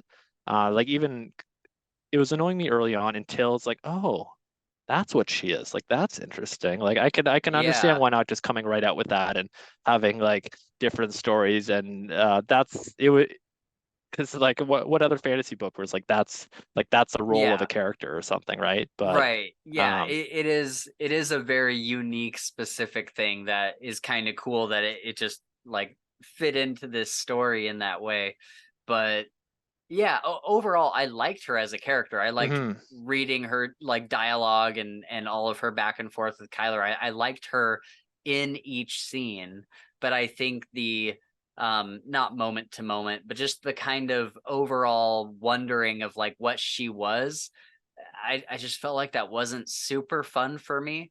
Yeah. Um, I just think it was just one too many things. But overall, I did like her as a character. I thought she Yeah. was really fun. I enjoyed her more like flirty scenes with Kyler and kind of their charm and Hmm. how they kind of bounced off of each other. I like that a Yeah, I lot liked when her they a were on the lot. And road. to be fair, actually, I'll pull back a little something I said because now that I'm thinking, it's like when I did find out like her whole thing was like, the breastfeeding or whatever, because there was a part of me that's like, oh, like because this is about saving a baby, we need like it's a logistics We thing. You needed, can't save a yeah, baby right, without being able to feed it. So it's yeah, like that's kind of her. And then especially when you got on the ship and you don't see her for a long time, it's like I'll put her on the yeah, shelf for once we need someone to breastfeed the baby. So, but then like right, then she does some awesome stuff at the end, like Kyler even at the end of the book to Mama Kay is like, hey, like you got to spend your resources to help save her. Like she almost did this on her own. Like I like the yeah, the nod of respect because she didn't talk to Kyler for a long time, and Kyler's a lot more resourceful and powerful than her, and she did as well as you could possibly crazy imagine. stuff. And Yeah, utmost respect to her, and also some yeah, interesting magics. Like, was there magic with the song, or was she just like that's her thing? Anyway, I'm with the excited. song. Oh yeah, I'm excited that Faina didn't get killed off. And yeah, Brent Weeks definitely has plans for her because I don't think yeah, we've seen that into her, but um, I'm curious because I do want to yeah. see. I can't remember the Empire, but I don't know if we go there or we get some POVs from there, but The um, matriarch empire or whatever. yeah, because I Yeah, like that whole setup. I like the whole world building. I thought was fine. yeah, Um, like I didn't mind that we're on the ship the whole time. Uh, part of yeah, me, um, part of me was annoyed, just like, yeah, it doesn't, you know, well, I guess the storm was big and the fish and stuff, but just like let the ship break apart and then, yeah, make something happen. It's like I know it's not a good yeah. solution, but like not anything is better than stabbing your own kid in the back of your head. Literally Yeah, anything. I Even if the know. ship had 15,000 people on it, it's just like I know. I know. Yeah, I as far as like the whole book being on the ship, I'm of two minds about it. Part of me was like, oh, I want to see like Kyler in the city and running rooftops and doing mhm. like crazy, diving through windows and stuff like that. But another part of me was like, I don't know if I've ever read a book like this where for like 75% of the book or at least 50% of it, Yeah, he's in just between, yeah. on this ship. He's just on this ship and he's like hiding away in Vi's room and he even has time to like sleep. Like he has time to like lay down and go to bed. We've never seen him before in the past. Like he's always up all night doing his assassin thing and whatnot.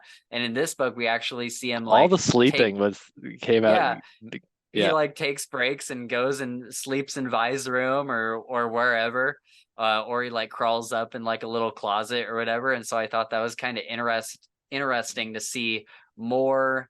I feel like in this book, Brent Weeks was more aware of the hour to hour, things Yeah. happening hour to hour because like you could really tell when it was during the day or when it was getting like nighttime as time like Kyler needed some rest or whatever. I felt like he marked that out really really well.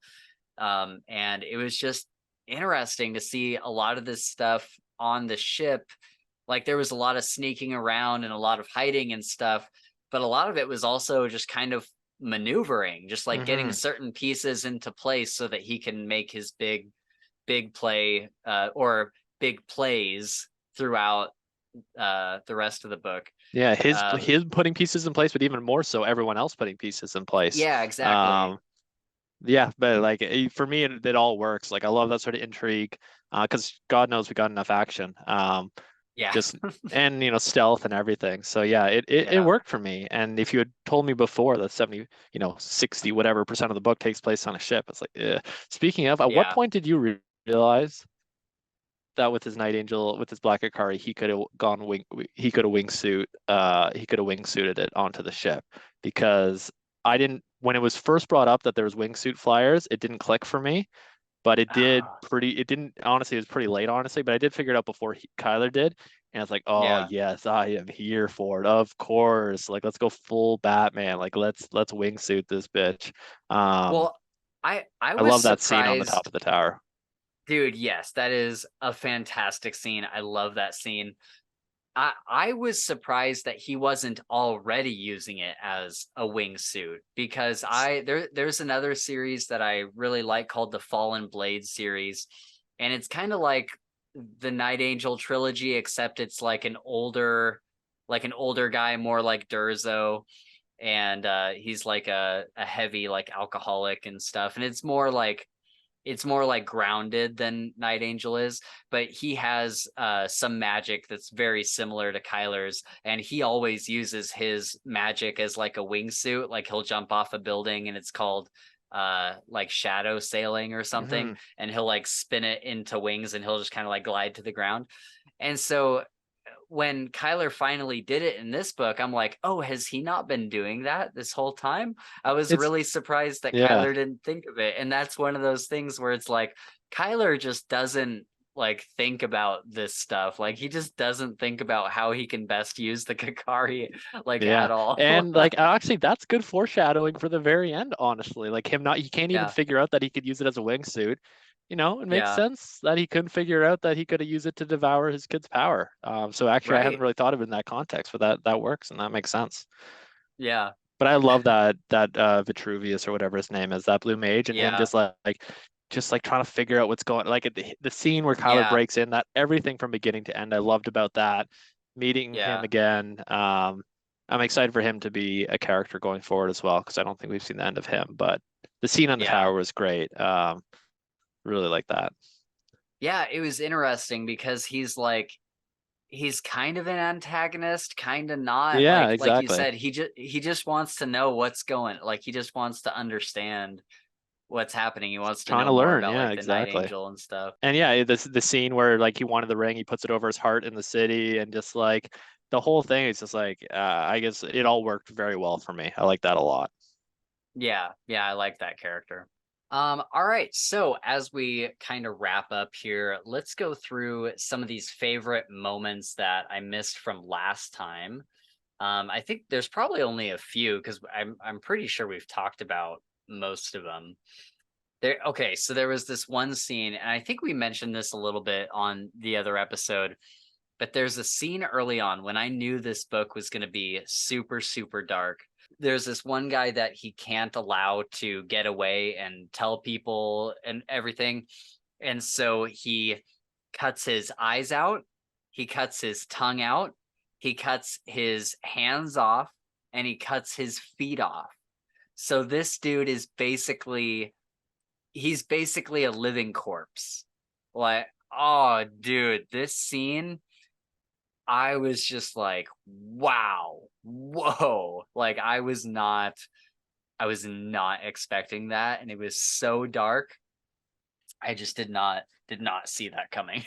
Same. And I had the same feeling for the scene where he was torturing and killing the guy who he got the bracelet with to get on the ship. Um, where he did Yeah. the very unimaginative dude, where I think, what movie is it? Is it Fast and the Furious, where they put the rat on the guy's stomach with the metal bucket and Yes. he did that move, and I'm like, Yeah. except in another place, and it's like, Yeah. oh man. He had a funnel and a mole. Yeah, that's what it was. Oh And God. he was just like he told the dude exactly what was going to happen if he didn't cooperate. And then Kyler, that's one of the scenes where Kyler just kind of cuts to black. Like he's like Hmm. he says something like, and Thank then I God. did it. Or, yeah. Yeah. Because oh my god, that was so gnarly. Another favorite scene of mine. This is probably one of the first scenes where I was like, let's fucking go. and it was when Kyler he hears that Mama K is going to be killed or whatever Mm. for Kyler killing Oh yeah. True Donna Jadwin. And so he goes to like try to save him, and somehow Logan gets a message to his assistant, and she says like, okay, you can go in. She's like, Logan says to be as Hmm. dramatic as possible. And so Kyler comes in, and it is just the sickest thing. Like the whole room, I just picture the whole room going silent as he walks in. And it says that he's got like kind of lightning flickers of blue, just like every now and then. It even says something like, you know, like people probably just thought they were seeing it or something. That's how Hmm. subtle it was. And then he's like stepping in and out of shadow In with and out of the every step. shadow was I'm so like, sick. oh, that's so cool, So dude. And it like just, I'm not a visual reader. I guess I read the words. I'm not someone who's pictures characters, picture settings in my head. I guess that's oh, not I how I do. read. But there are the moments that I do that, and they're few and Yeah. far between, but that was absolutely. And then Logan like subtly signals he'll ramp it up. Yep, let's Yeah. go. And he just turns it up to 100. Loved it. Yeah. Loved it. Oh, it was so good. It was so good. And then Logan, so Raphaim is in there, right? Yeah, Raphaim's in that room, and Logan basically says that he gave Kyler the permission to kill True Donna Jadwin. And he's like, I gave him the permission before I sent the bill of amnesty. And the bill of amnesty was meant to go into effect not when I sent it, but after you read it, or Hmm. whatever the clause was. And he's like, so Kyler was totally within his rights. Not only that, but I gave Kyler full permission to kill everyone in that fortress if he needed to. Like I told him, like, do whatever you have to do to get the job done. Like try to just kill the target, but kill whoever gets in your way. You have my permission. And then he basically tells Raphaim to thank Kyler for his mercy. Yes. He's like, you may start your post amnesty life by thanking Kyler Yeah. for his mercy. And Raphaim's kind of silent for a second, and he's like, I meant now. And Yeah. Oh, Raphaim's like, thank you, Kyler Stern. And he's like, you may also thank me for my mercy. And he makes so Raphaim good. like thank him. And I'm just like, oh, dude, can you imagine someone coming into your home and killing people inside there and then saying, like, I didn't kill you. Thank me for my mercy. Like, that Yeah. is so badass. I It was loved it fantastic. so I much. love that scene so much. Oh, And oh, it was it's also so great for me good. too because like I was so blown away when Raphaim was there because for whatever reason like that I thought the whole scene with him like okay that's we're getting back into the world. We're seeing Kyler doing his stuff. Like this is just like a little the prologue to get us like kind of Yeah. showing us a continuation of the last trilogy, reminding us stuff, reminding us what he can do. I never even considered the fact that Raphaim would be a A main big villain. antagonist. Yeah. Oh, for And sure. I loved the fact that he was the big guy in the room, and then I loved all of that. Yeah. It was great. There was a really great quote later on where I think it's when Vitruvius is talking to Kyler, and I wish I could remember the greater context of this scene, but he says, for a sliver in his hand a man will rage the rivers red, but a mortal wound he endures in stolid silence. And Mm, I don't know, I think about how true that is. Like I don't know if it's true for every guy, but I think back on, especially when I was younger, there would be like big big things that would happen that were like a detriment to my life, and I would just kind of like bear it and not really talk about it and kind of just try to be like really solid about it.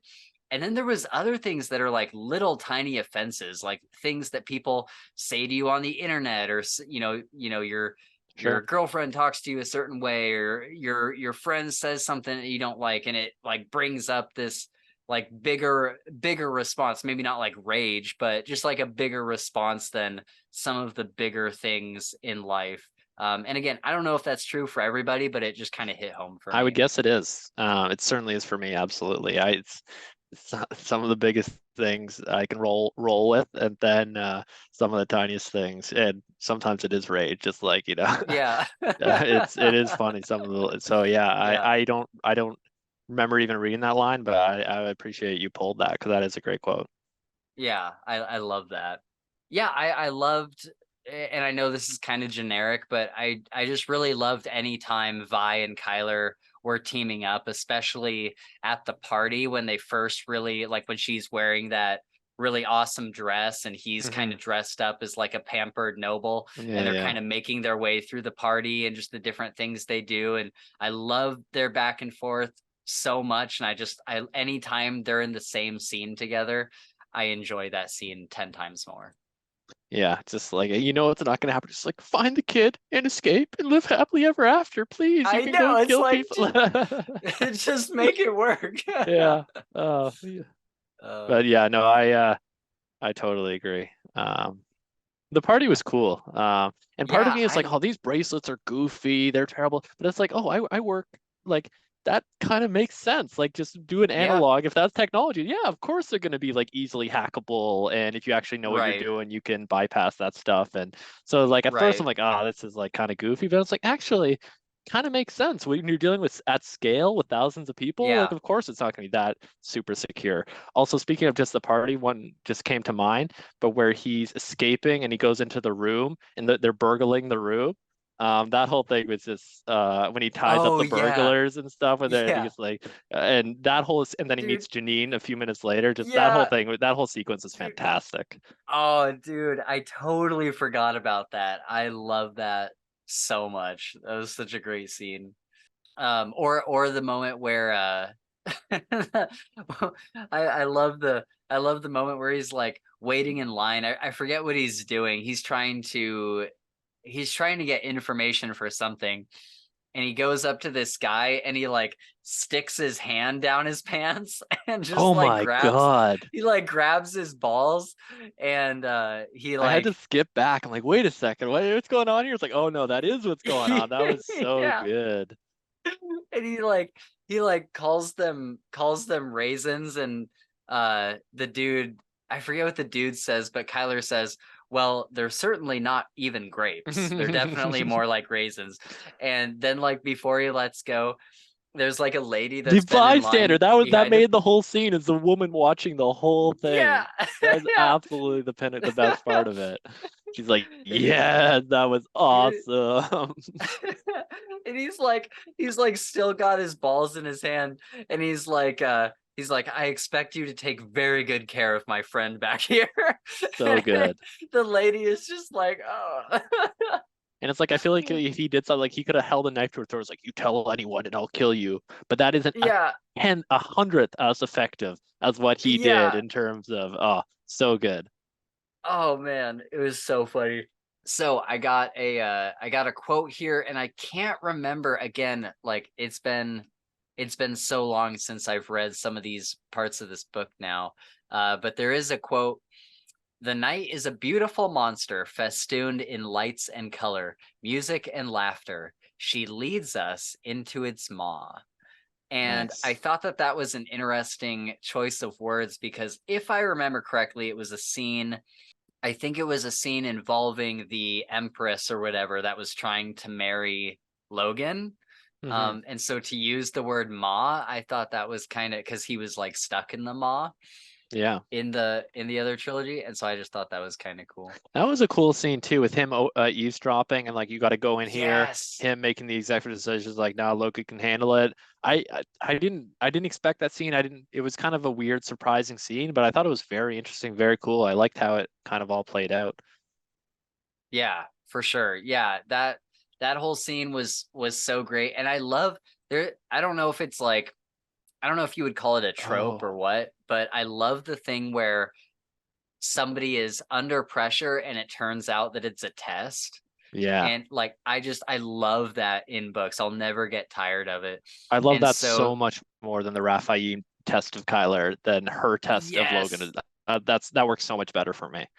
dude, yeah, it was so great. I thought that was so cool because for a while I was like, shit, like I really thought that we were in trouble, you know what I mean? And Mm, then she's like, and she did want to marry him, but she was like, yeah, like for all intents and purposes, that was a test. And I totally. just thought, yeah, that was such a great scene. And staying on that Um, scene, Logan making the cannibalism jokes. Come on, man. oh, Come dude. on. Yeah, actually, it was more like medium rare or whatever he said. Oh, dude, that was like So so, and good. everybody in the room is just like, oh shit, like did he just say that? Yeah. And Logan even admits he's like, that might have been a little Uh, too far. yeah. So good. Love that. uh, we get a quote from the Kakari, and this might tie into what we were talking about earlier. The Kakari says, you can use me to solve your problems, but I'm not going to solve problems for you. If you die because you didn't think of an obvious application of my powers, so be it. Mm, That's outside my writ. I'm your tool, not your savior. So stop asking me to make your life easy for you. You're an orphan. Stop looking for daddy to save you. mm. And this is after like Kyler was kind of getting mad at the Kakari for not telling him everything that it can do. And yeah, I think this is done really well on Brent Weeks's part because it's obvious that the Kakari has way more power than we think it does. I'm sure We've that seen it, like Black Barrow, the fast healing. We know we've seen it, let alone heard about the other things it could have. So yeah, 100% totally agree. Def definitely. And I think that probably Durzo didn't even really know that it's its full potential. And I think that this is a really great way for Brent Weeks to write this in to keep Kyler from being way too powerful because I think it would be easy for him to give Kyler this magical MacGuffin and then Yep. all of a sudden he is this overpowered like superhero, Yep. which I mean he already kind of is, but it could be so much more. And I think that by the Kakari being sentient and being like, look, I'm not going to spoon feed you Hmm. everything that I can do. Like, you'll figure it out, and you're going to have to use your cunning and your wit and your cleverness to really figure out what I can do. And that will either save your life or it won't, Yep. you know? And to illustrate that point even more, because it's a really, really good one, is when Vi was asking the Kakari, he's like, hey, like, why didn't you tell Kyler that you didn't kill the kid? Like, why didn't you tell him? And the Mm-hmm. Kakari's answer was, or like, paraphrase, or at least a part of it was, because like that just because that just like what's he gonna think that he's special? He can always find the third way. It goes back to Raphael saying and Mm-hmm. throwing people off. It's Yeah. like if I do that, like that wasn't him. That wasn't him figuring out shit. That is him just emboldening or like it's Yeah. you His it's own him ego. it's an ego thing. It's like, oh, like it'll always work out. Something will always happen. Like I have this MacGuffin. I can always find the third way. And that's kind of it. It's why Brent Weeks is way better off than I did. Because I'm thinking it's like, like let the kids send out the null wave. The ship will break apart. You'll figure things out. But it's like the figuring things out after that happens is him finding the third way, him just, and Yeah. that's why it doesn't work in terms of storytelling is because Right. and that's why it was that just drives home that fact that there isn't always a third way. You can't be like because that's the issue. It's some of the issues we are talking about in terms of Kyler's so OP, but then he's so stupid. Yeah. But then this is kind of the counterbalance to that, I think. Um, Yeah, for sure. and it's necessary and it works very well. I agree. Yeah, without a doubt. Let's talk about Ariel a little bit. I Oh, know thank that you. she's your favorite character in this one. I really loved these scenes where Ariel, because we saw her in the previous trilogy, and I was like, she's kind of a bitch. Yep. But in this one, we see a more because she's not like directly in charge of Vi anymore, so they can be more uh like colleague like, you know what I mean? Like they're Yep. not It's not like an immediate overseer kind of thing. She's not going little And sister, little sister, little sister. She's treating her actually as a human and an equal type. Well, not really an equal, but you know what I'm saying. sure, Yeah. yeah. And I really like this one scene in particular where and again, I forget the greater context, but Vi is basically asking, like, can I trust you? Like, can I tell you things? And Ariel says that she does have higher loyalties than Vi, but if Vi Oh, were to tell her something that doesn't betray Ariel's higher loyalties, she will never betray Vi, no matter the cost to herself. and not And just saying she, higher loyalties, but like go drilling down into exactly the loyalty hierarchy. And like, yeah, yeah, I loved it. So good. Totally agree. yes, definitely. And I think that's really cool. And it shows that like that Ariel, she has her own convictions and she's like, I have to stand by, kind of this hierarchy that I believe in. But if something you tell me doesn't betray that, then there is nothing that can pull that secret from me. Like I will back you 100%. And And I'm not just only like that, oh, I sorry, go love ahead. that moment. Oh no, that's it. Totally. And not only that, ratchet that up even more because that is foreshadowing for the very end. At the beginning of the book, you would never think that it's like, oh yeah, Vi's gonna bust out of here, and Ariel is gonna willingly go with her. But that scene you're talking about is setting the stage for it's like, yeah, Ariel's highest loyalty has not changed when she's breaking out of the Chantry because in her opinion and in my opinion, the chantry is broken. It doesn't stand for what she thought. Like I can't put it quite into words, but like she's not breaking her word to herself or her loyalty or anything when she goes with Yeah. Vi, because at the end of the thing, what the chantry is doing is monstrous. Yeah. And And it's not like abiding by what the seraph would yeah. like deem appropriate, and Ariel's higher loyalty is probably to the seraph and to the ideals of the chantry, right? Hmm. But Yeah, no, I totally agree. I love that, and it's funny looking back at that and thinking the context of what happens at the very end. Where oh, also speaking of just like quickly throw back to favorite scenes, like well, I'll slow you down, right? Well, no, because you're only taking two books, two books. Oh, you can just that was the scene you can totally picture that type of character going, oh, just yeah, like Frodo or yeah, Bilbo Baggins type, two yeah. books, only two. So good. So good. Yeah, she was fantastic. There was another scene that I really liked with her where it was kind of earlier on in the book, and Ariel Ariel's like talking to Vi about this boy, and it goes like right Oh, over yeah. Ariel's head, and she's like, yeah, there was this boy in my town who was like really obsessed with my breasts, and he kept writing poems, and he like sent the poems to me, and he asked me to like meet up with him. And so I did. And then when I met up with him, I corrected his poems and I said, like, no, this stanza is in the wrong place. And she reads the poem to Vi, and it's some like really just really weird poem about her breasts.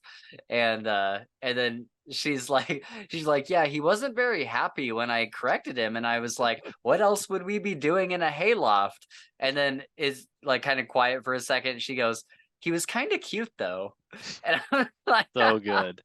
I love And her. that's tough to do because like some like it would be easy to do that same scene but make it like it's a little over the top. Like come on, but Yeah.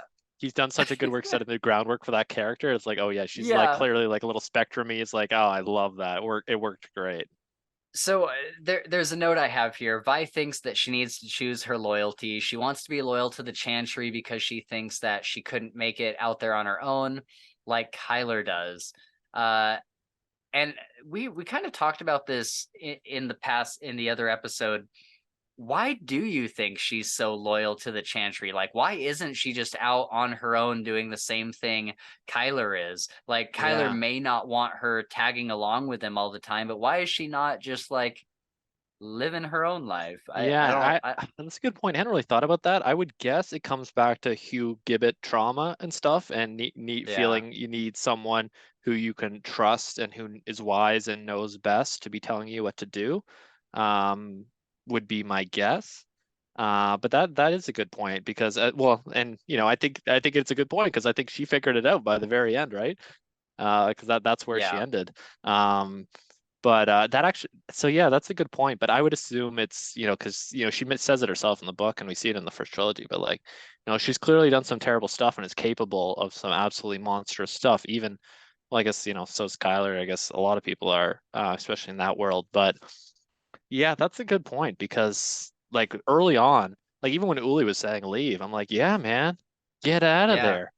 Even Yeah. before we knew even the extent of the terribleness of what was going on. Oh, speaking of Right. like the fact that a couple people on the Chantry weren't like the dude, the gay dude, and I think another woman like resigned and like moved on right after. Like I love that foreshadowing. I'm excited to meet up with them again and them join Yeah. Vi or join whatever the good guys are going forward or something. I like that, but that's another good point. But it also reminds me of something I wanted to mention, and I'm glad you said that. Is like there was an assumption from it seemed like everyone in the Chantry that like, oh, we need to either get Caden or kill Caden because if we don't, that means the end of magic. It means the end of the world. And it's like, whoa, hold up Yeah. there. Like, Yeah. you sure about Where's that? this leap? Yeah. Where that seems like a bit of a leap.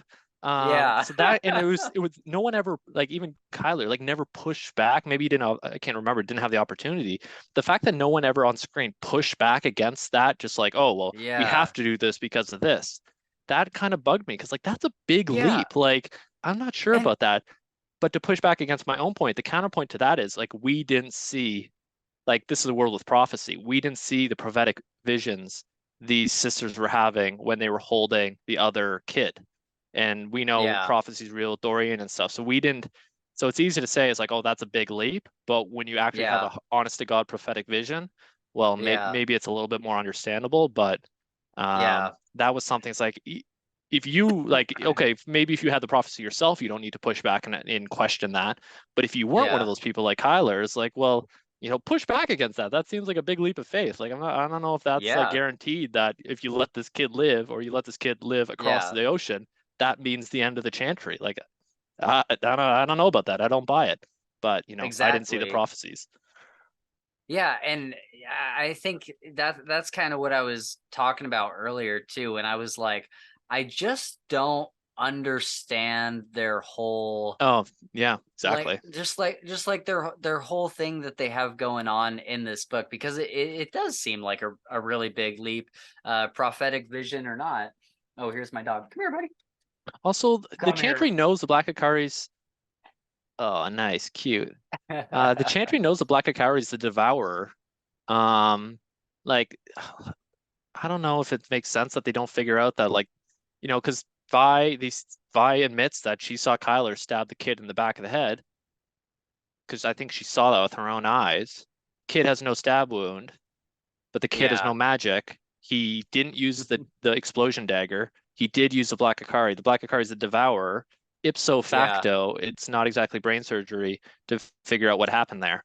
But I just think right. that might just be an author thing because obviously a plot point of is them keeping the kid, which I'm almost Yeah. happy about because I guess at some point I want Kyler to go on a killing rampage and just fucking knock out Oh, all of the senior dude. leadership of the Chantry, man. I'm going to be cheering him on. Oh Like man. they did a good he did a good job making Estriel like kind of like like being in a bad place and like having to make hard decisions and trying to do the best for the most people and it's like okay that's like I get it but then the kid comes out and she's like nah just in case we got to keep him and it's like all right you're on the list with Aya and the rest fuck you get like Yeah. you're as soon as Kyler gets off that cliff and figures out his kid's alive and what you did Oh, um dude.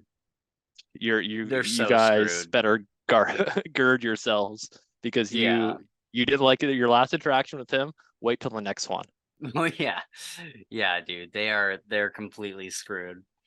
I have a note kind of relating to or like definitely relating to Vi and the Chantry, but one part of this note that I had here is oh shit, Vi kills one of her own sisters. Do you remember Mm. this? Yeah, so Kyler's making his way through the ship early on and being the ship, and he runs Uh across a hot chick who even at the time it's like man like I understand you're like a horny young person but like what's going on and it yeah. was later explained that she had some sort of like attraction type magic so that was Yeah. part of it.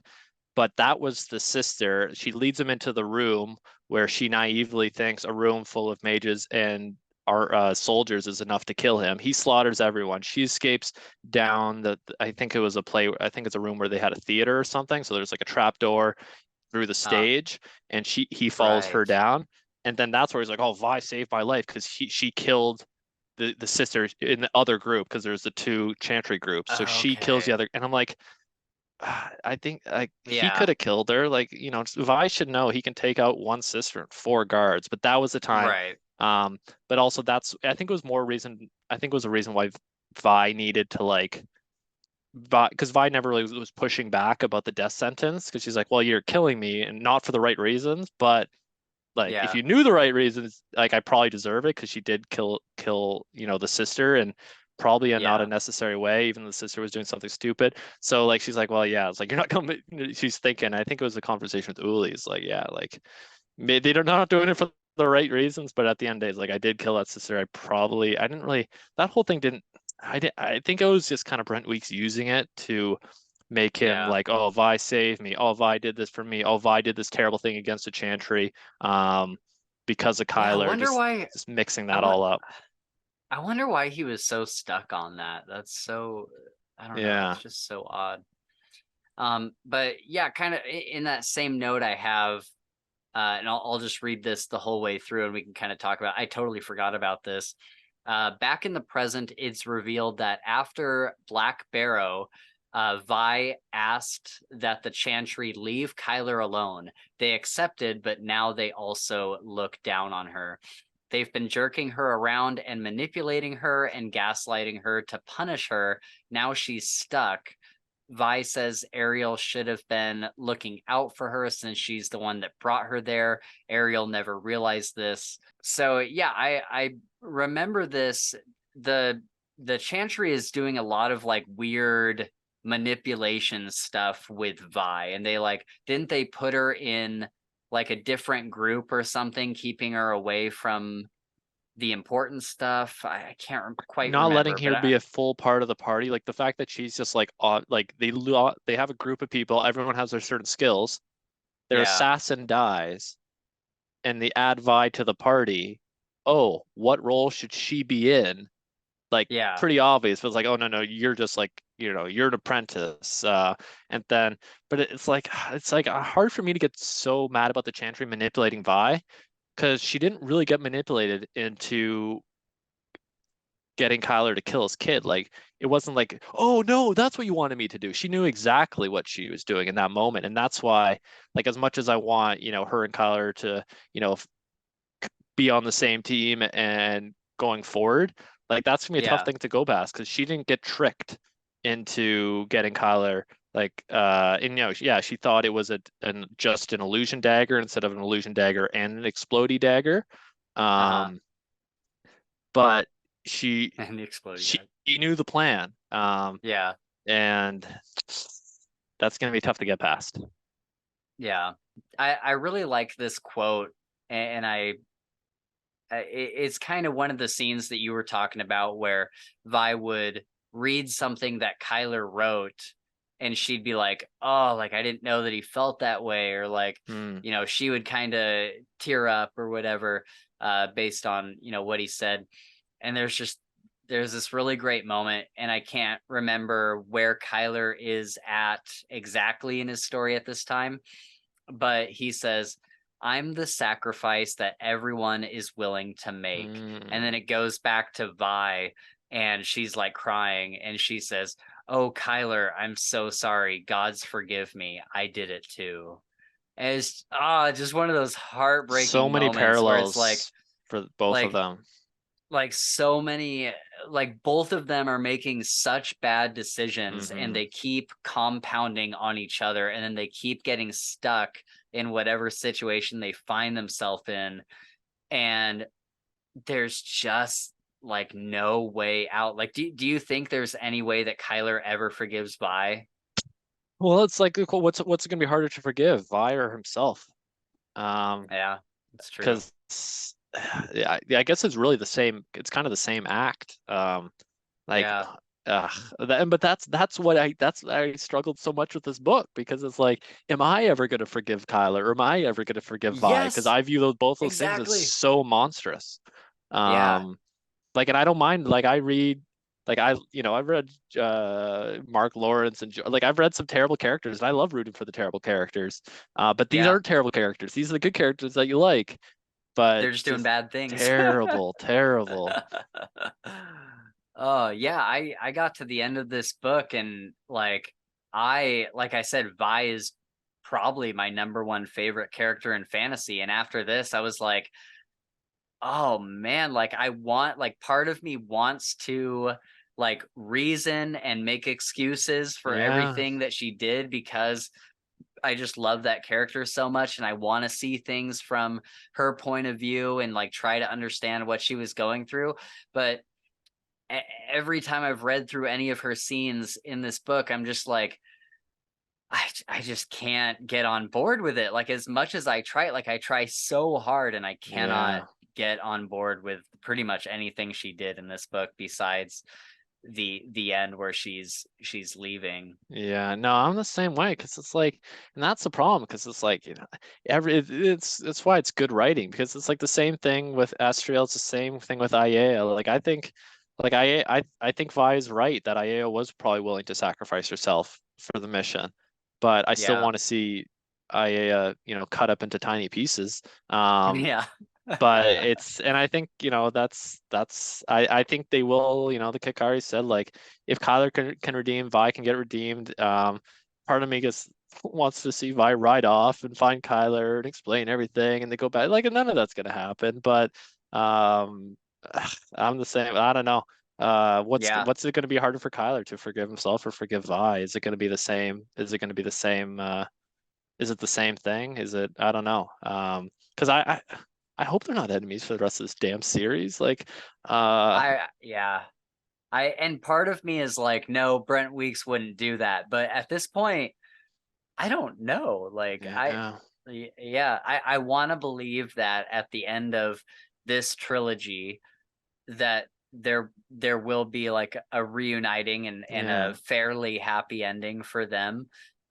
Because I I just can't imagine that Brent Weeks would like leave his fans on a not hopeful ending or like a really sad ending because as dark as the first, and this is what I love about the first trilogy, as dark as it is and as many horrible things happen, that last like 15% of the book is so hopeful and it's so I don't know. I just picture it as like the rest of the story kind of in grayscale, like taking place at night and on foggy days and stuff. And just that Hmm. last little bit of the book is like this bright, sunshiny kind of ending. And I really loved that about it. So I hope that he does something similar with this, where we do yes, there's awful things that are going to happen, but at the end, we will get a good send off to these characters. I Hmm. hope we And, see and that. and we did kind of get that in like that scene with Vi and Ariel. It's like that was like, all right, Yeah, there is hope. Like, let's go. Like, yeah, okay, for all is sure. not lost. But yeah, I totally agree. And at the end of the day, like they can't really be enemies because if I like if whatever Vi and Kyler end up in the same room, Kyler's all mad at like because Vi doesn't blame really Kyler for anything. Vi loves Kyler, Yeah, obviously. She doesn't really have that much any reason to be mad at him. yeah, So if I was like, what did you do? How could you do that to me? I'm gonna cut your throat. She's like, yeah, cut it. Like I yeah, don't think there can really be that much of a conflict there because she doesn't really dude. have any that reason to be mad at him. Um, so it's gonna, and that's why I'm kind of excited to be in her head and not Kyler's. I Yeah, think, but it's interesting. Like I think she's got to find Kyler the next book. Is it the next? This is a plan for a trilogy, right? Do you know? yeah, yeah. It's a planned So trilogy. Yeah, my guess would be she finds him maybe at the very end, and that's how the book ends. But who really knows? That's just a pure guess. But I hope they meet this next book, and we don't have to wait to the third one. God forbid yeah, after that, but it's got to be this series. There's no other way. Um, yeah. And kind of, I'm done with my my favorite moments, and kind of going into like our final thoughts and theories and stuff. What do you think happens as far as what do you think her plan is from here? Like Hmm. she's going to find Kyler, and let's say that the Kakari is somehow able to lead her right to Kyler. What is the plan from there? Just to tell him that the Chantry is Yeah. has his So kid? that's a good question because I think that is her plan. I don't think it'll work out because I think Brent Weeks Yeah, did too much of a too was too he made too much of an emphasis of Kyler trying to hide his tracks. So with that being yeah. said, I do think once you find this is just my theory. I do think once she finds Kyler, the Kakari will go like, oh yeah, like I'm bonded to him. I knew where he was the whole time. Like, what did he think he could escape Oh, where I know where he is? I'm bonded to him. Are you kidding me? I could have led you right here, and oh, it's that's gonna a be, good point. that's my theory. And all that work Kyler did is for nothing because he doesn't understand how Kakari works, and it's just like the Kakari would Yeah. find it laughable that he thinks he could hide from him. But Vi would Wow. never think Yeah. to ask, nor if she did think to ask, would he answer? And she's got to do the Right. work. That's one theory. But in terms of, I think the next book is going to be, my guess would be her searching for Kyler. I don't really know what her plot's going to be, but I think there's going to be issues with that. And Yeah. then I think I'm kind of at first I wanted her to scoop up Uli. I don't think it's set up for that. And I think we're going to be getting Uli POVs from within the Chantry to get some Chantry POVs, Yeah. um, which is kind of interesting because so yeah, I don't know because it's not going to be as simple as what like, oh yeah, she'll go out, they'll pick up the clues and they'll find and they'll free him and they'll explain everything and they'll go on a vengeance tour. Like I don't Yeah. see that happening. How it actually ends up working or whatever, but it's like also some of the logistics. I think we talked about it. Is like he still needs to eat and drink. He's chained on the side of a cliff. Like, Right. what is going? Like, you can't. He does like so. He's obviously must have a plan, but like maybe he just plans on eating the crazy weird birds, and drinking their blood or something. Because Yeah. technically, if he just keeps dying of dehydration, he's just going to keep dying and then coming. Or no, I guess he wouldn't come back right to where he was. I don't know how that would work, but that seemed like kind of weird because it's like he still needs to eat and Mm. drink. Where's he going to eat and drink? Yeah. But yeah, I think we're going to be in Vi's head searching for Kyler. There's going to be some issues, and then setting us up for when they're both free. Um, but yeah, honestly, I don't really have any freaking clue. Like I Yeah. see the pieces being put in place and some of the Yeah. foreshadowing in terms of the characters and stuff, but and then obviously the other kid, mysterious, we don't know who took it. Like I think that'll be a Right. big part of. I think she's gonna get in through searching for Kyler. She's gonna get involved because like Right. she doesn't necessarily know that or no, she does know he's on the side of the cliff. Also, I did want to mention like the unreliable narrator part about the Kakari in terms of like Yeah. um because Like like what if Kyler isn't even on the side of the cliff and it was just either what the Kakari yeah, wrote or if it's what Kyler wrote to throw Vi off somehow or just to get her out of the Chantry yeah, so that he could go through and decimate the whole place? because we Like know what? for sure the Kakari is willing to disobey Kyler with his narration in terms of Kyler said cut a certain part and he didn't. And then we also Right. know that Kakari is willing to lie for Kyler because one of the things I found most surprising in the whole damn book was near the end. And Mama K at the end when he goes and sees Mama K and Mama K's like, "Oh, you got to go see Logan." And it's like, "All right, oh, I don't want it." But like, he's like, "Okay." And then I went to see Logan. Suffice to say, he didn't kill me. It wasn't pleasant, and I made it out of there or something. I'm like, what? Right. That's all you're going to give us for that interaction? Like, first of all, I'm surprised he went and saw Logan. Second of all, I'm surprised we didn't get the scene. Like, man, that's Yeah. crazy. And then we find out shortly thereafter, oh, he didn't go to see Logan. Um, so they're like, if he's willing to lie blatantly in the journal, like, could there be other lies? Yeah. I'm not sure, but I think that Ooh. was important. The fact that like it was such a blatant lie in the journal about going to see Logan after that. I found that Re- interesting.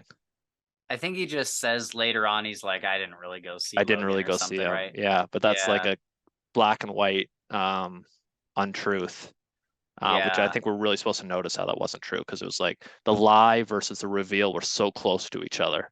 Um, Right. so I thought that was pretty interesting. What ended up happening with the kid in his ball? Did he didn't he get him a new ball or something? Yeah, I forget. so the same kid from the prologue or chapter one or whatever it is, he's, chatting up a girl in the alley. Kyler throws, and I guess That's in right. the early book, he threatens like, "Hey, keep us." I can't actually because I didn't reread the first part, but I think he like threatened this Yeah. kid. It's like, "Oh, if you keep," I can't quite remember, but anyway, throws a rock in the alley. The girl turns and he throws a like a silk noose down, grabs the kid by the neck, hoists him onto the rope. Girl runs away. And then he just terrifies the ever living shit out of this kid, Yeah. saying it's like, yeah, it might be tomorrow, it might be the next day, it might be a year from now, 10 years from now, but like I'll be there, I'll be watching, like get your shit together. And then I think he just chokes him Yeah. out and throws him face down on the dirt beside a replacement ball, which is kind of funny to Yeah. think Kyler in that state is going around trying to find a A new ball. fucking ball just for this Yeah. fucking with this kid. Yeah. But yeah, it was more, I think it But he was just doesn't kind of kill a him, full right? He doesn't. circle. No, he just Okay. drops him, and Yeah. right beside the ball, the kid like wakes up from being unconscious, like sees the ball and just runs away. Kind of like, he didn't grab the ball. Yeah. I didn't really know what Yeah. that meant. And I'm like, well, me neither, Yeah. honestly. But I think it's like Yeah. this kind of like a full circle, Yeah. symbolic, and it's also kind of a throwback to like classic, on the roof, Black Silk Yeah. Garrett, or however you pronounce that word. Yep. Um, Careful not to kill him, just like still uber confident, still with Yeah. Kari at that point because he had the mask. Yeah. But yeah, Right. I didn't really know what that scene meant, to be honest, other than scaring the shit out of the kid. And I wonder, like, it wouldn't Yeah. surprise you if that kid comes back in some way, but also wouldn't surprise me if that's just like a If he book didn't, one of a yeah. new trilogy thing, just to kind of set the stage and end it type of deal. Yeah, I kind of wonder if it was just like a callback to the Yeah, that prologue or was kind of whatever. my feel, but you never Yeah. know. Yeah. I also didn't expect Raphim to be a big bad, so who knows where Right. that Yeah. where that kid ends That's up. true. That's true. Well, yeah, I am so interested to see what happens to Kyler, or like what his plan is. I'm honestly at a point where I don't know what to expect No. from the next book, because this one took me by such surprise, and Hmm. everything that happened in this book, like literally the whole way through, I had no idea what was going to Yeah. happen. Like there was never a point where I was like, "Oh yeah, like I see what they're putting in place here." Like the first Night Angel book, I was like, "Oh yeah, I bet he's going to have to fight Durzo at some point." Mm. But Yeah. like but this book, there was no point where I was like, "Oh yeah, I bet he'll have to do this." Like I just didn't see anything coming. It was so No. twisty and turny, and Brent Weeks wrote it in such a way where there was no real clear path as to what No. was even going on in the first place. And not like in a bad way. Like it wasn't like, I don't know No, what's going on intrigue. right now. But Good yeah, intrigue. Yeah, totally. And yeah. honestly, even There some of the super obvious stuff, because like how heavily foreshadowed, especially with Janine, was Kyler's unforgivable act. Like it was, you're yeah. hammered over the head with it. But Yeah. like, and part of me maybe thought a little earlier on that like, "But no, there's no way he can Yeah. kill the kid." I guess like Yeah. it's Like kind of why it would he kill the that's baby? yeah, like Yeah. that's the that's the what's it Red herring. that's the red herring. Like there's no way. And like Yeah. honestly, until like very shortly, once it becomes apparent that he's going to do it, I could Yeah. never bring myself to believe that's actually what was going to happen. But it was so obvious because like unfortunately, like Yeah. I'm not a prophecy guy. I don't really love books with prophecy. Prophecies kind of annoy me Same. because I try and like think through it a lot. It just prophecies break down Yeah. very quickly. Unfortunately, I don't love prophecies, which Yeah. also is one of my hesitations with the next book because I think it is going to be more Dorian, more the prophetic kid heavy, and just the more and more prophecy you introduce, the more and more Yeah. chance I'm gonna have issues with it. Um, However, real quick, I will Please. say that with the second and third Night Angel book from the original trilogy, I am exactly the same way. I can't remember any other book that I've really enjoyed a prophecy from it, but going back and reading like the second and third book of the original trilogy, I'm like, man, the prophecy was done Handled so super well. well That's fair. in those books. Even with like Logan's dragon thing, Yep. they mention whatever the other prophecy that was there besides what Dorian was seeing, there was some other like written prophecy that Logan knew about and stuff, and it's mentioned I think in the first book. And if you go back, you can like read through it and be like, oh man, like it all links up so well.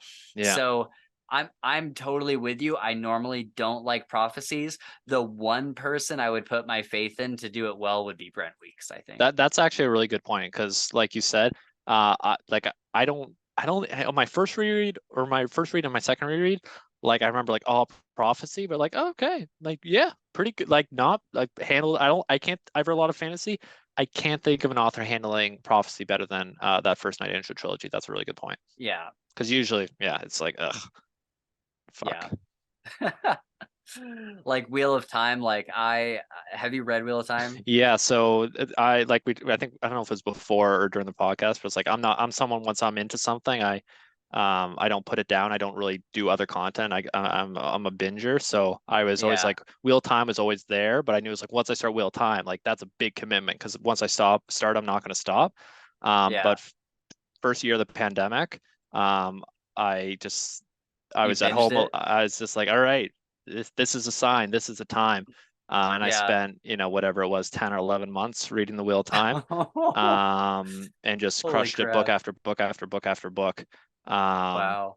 and yeah, I could speak a lot about the Wheel of Time. Very mixed feelings. Sure. It didn't make my top Yeah. five, obviously. It was not Yeah. high up in my reco list to people. Yeah. Parts of it I loved. I think Brandon Sanderson absolutely smashed the ending of it as best as you Yeah. possibly could Okay. imagine. My favorite three books in the series are his three final ones without even really any Okay. question. And part of that, like, it's hard for me to know, like I said, because I love Brandon Sanderson, but it's like I do think those are the best three books, but it's also the end of the series. Those should be the best ones. Anyway, I can speak about the Yeah. Wheel of Time for a long time, but I have read it and I Sure. hate prophecy. Yeah. Yeah. I feel the same way. I just finished the fourth book, Shadow Mm, Rising, and I did not like Shadow Rising. Like I have like a rant review about it on the channel right now, and people have given me a lot of crap about it because it's like a fan I'm favorite. sure. Yeah. I I didn't really enjoy it at all, and I haven't really enjoyed really any of the prophecy stuff with that series, but I loved the first three books. Yeah. And so I'm hoping that when I get to the fifth book, it'll be more of that and less of the Uh, Shadow Rising. I uh, don't know. so it all merges into my head at this point, which one's which, Yeah. but Yeah, Shadow Rising is the one where Rand is like going out into the desert and he's having his visions with the yeah, Aiel yeah. and just like all of that. Yeah, I'm for just like me, I'm like not enjoying I any of think Wheel of this. Time is better if you haven't read a shit ton of fantasy, in my opinion. Yes. It's tough having Right. read a lot because Yeah. it's, people have learned from the mistakes in some of the Right. mistakes made in the Wheel of Time, especially Brandon Right. Sanderson, but a lot of the other fantasy authors. So I have a lot of good things to say about the Wheel of Time, but I got a lot of negative things to say about the Wheel of Time too. I'm not mad I Yeah. read it, but um, Yeah. it's a lot for it's a lot, and there's books. Yeah. People are right. Some of those books are a slog. Yeah. There's no doubt At about it. at at this point, I'm just reading it because the concept is so interesting and I have to know how it ends. Like Yeah. I have to know what that final book is Hmm. and like how it all wraps up. And so Yep. that's like That's pretty what much the only thing that's it's pushing me it's on. why I'm hesitant to start certain books in certain series because Yeah. I don't put shit down. I got to know how it ends. Yeah. It's something has got to be really really bad for me not to finish it, whether it's a book or a series. So sometimes when it's Okay. like, oh, 15 books, it's like I know I'm gonna read them all. Do I really want to start, or whatever the series is? So I got to be careful, but because it's like once I need to know what happens, whether even if I'm hating it, I need to know what Yeah. happens. Exactly. Exactly. Well, yeah, let's wrap this up here. I'm sorry to keep you up so late, but No, it no has problem. been Loving a it. ton of fun talking to you. I've really enjoyed this conversation. Same. Uh do you have any final thoughts on Night Angel Nemesis or Final anything? thoughts is I'm super happy to be on this podcast talking with you about it. I still have mixed feelings about the book, just like, man, Yeah. I view, and I think they both it's also one of the reasons I like it. It's like what Kyler views as Yeah. what he did is unredeemable. And I think Vi largely kind of thinks the same thing. And like I'm kind of on board with that, but I'm also on board Right. with, they're they got to push forward. That's what life Right. is. You can't just like curl up and you're not gonna spend the rest of your life nailed to the side of a cliff. Someone's gonna find you eventually. So Yeah. I love the expansion of the world in this book. Like there's a lot of hints Yeah. to the wider world in the first trilogy, but now we're actually starting to see it. So I love the world being expanded. I'm really looking forward to exploring it anymore, even more so.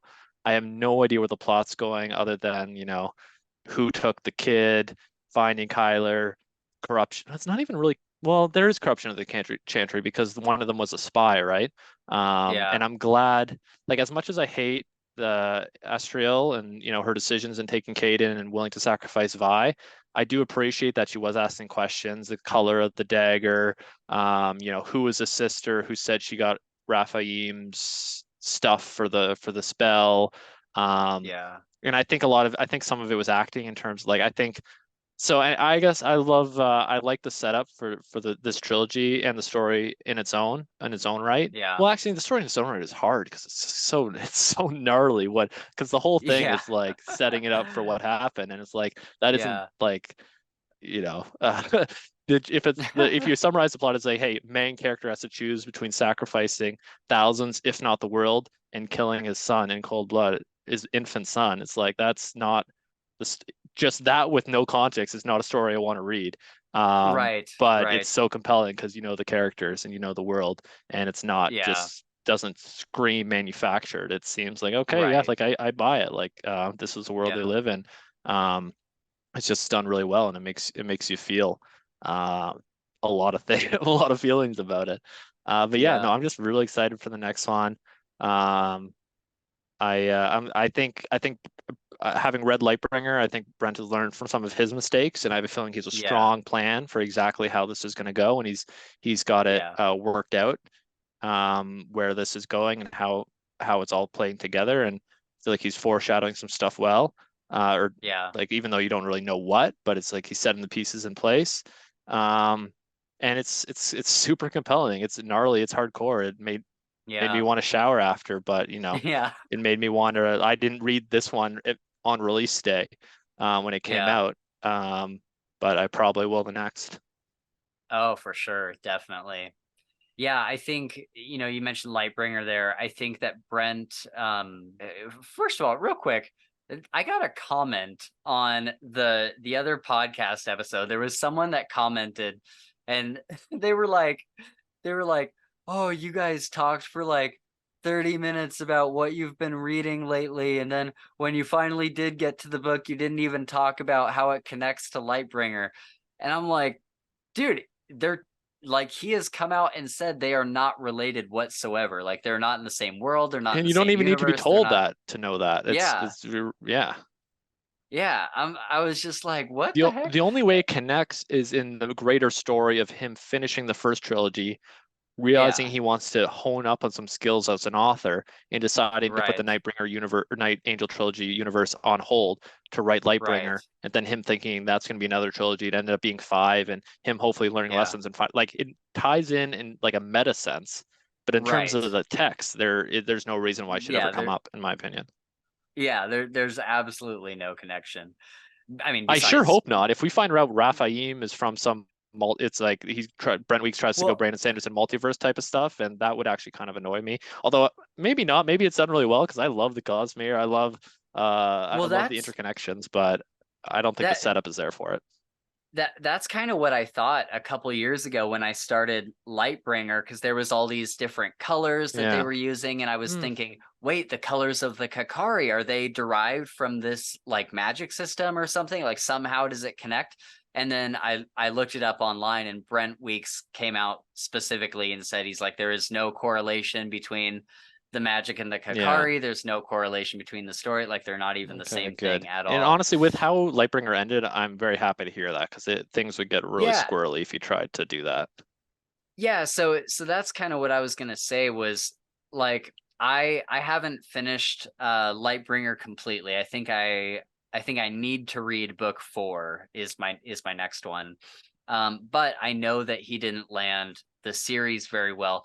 But you can tell from those first 3 books in Lightbringer that his writing did improve from Night Angel. Like Yep. it did, just in his prose and in the way that he writes his characters and dialogue and everything.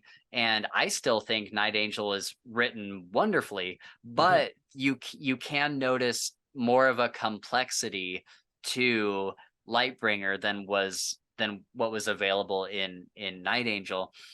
However, I think that he realized that he could do more and more complex stuff, and then he kind of, when he got to like books 4 and 5, maybe tried to get a little too complex, a little He too twisty, a overcorrected the little. steering wheel a little bit. Absolutely. Yeah, yeah.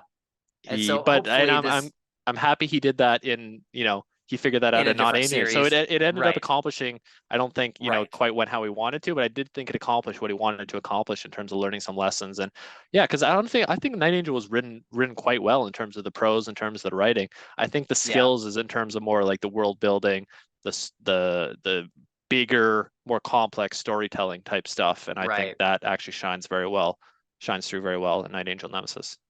At the end of the day, for me, like, was this book, like, this, first of all, this book is not like my favorite in the series by any margin. Like, it might even be like, I think I like the original trilogy more than this book so Hmm. far, or more than this trilogy so far.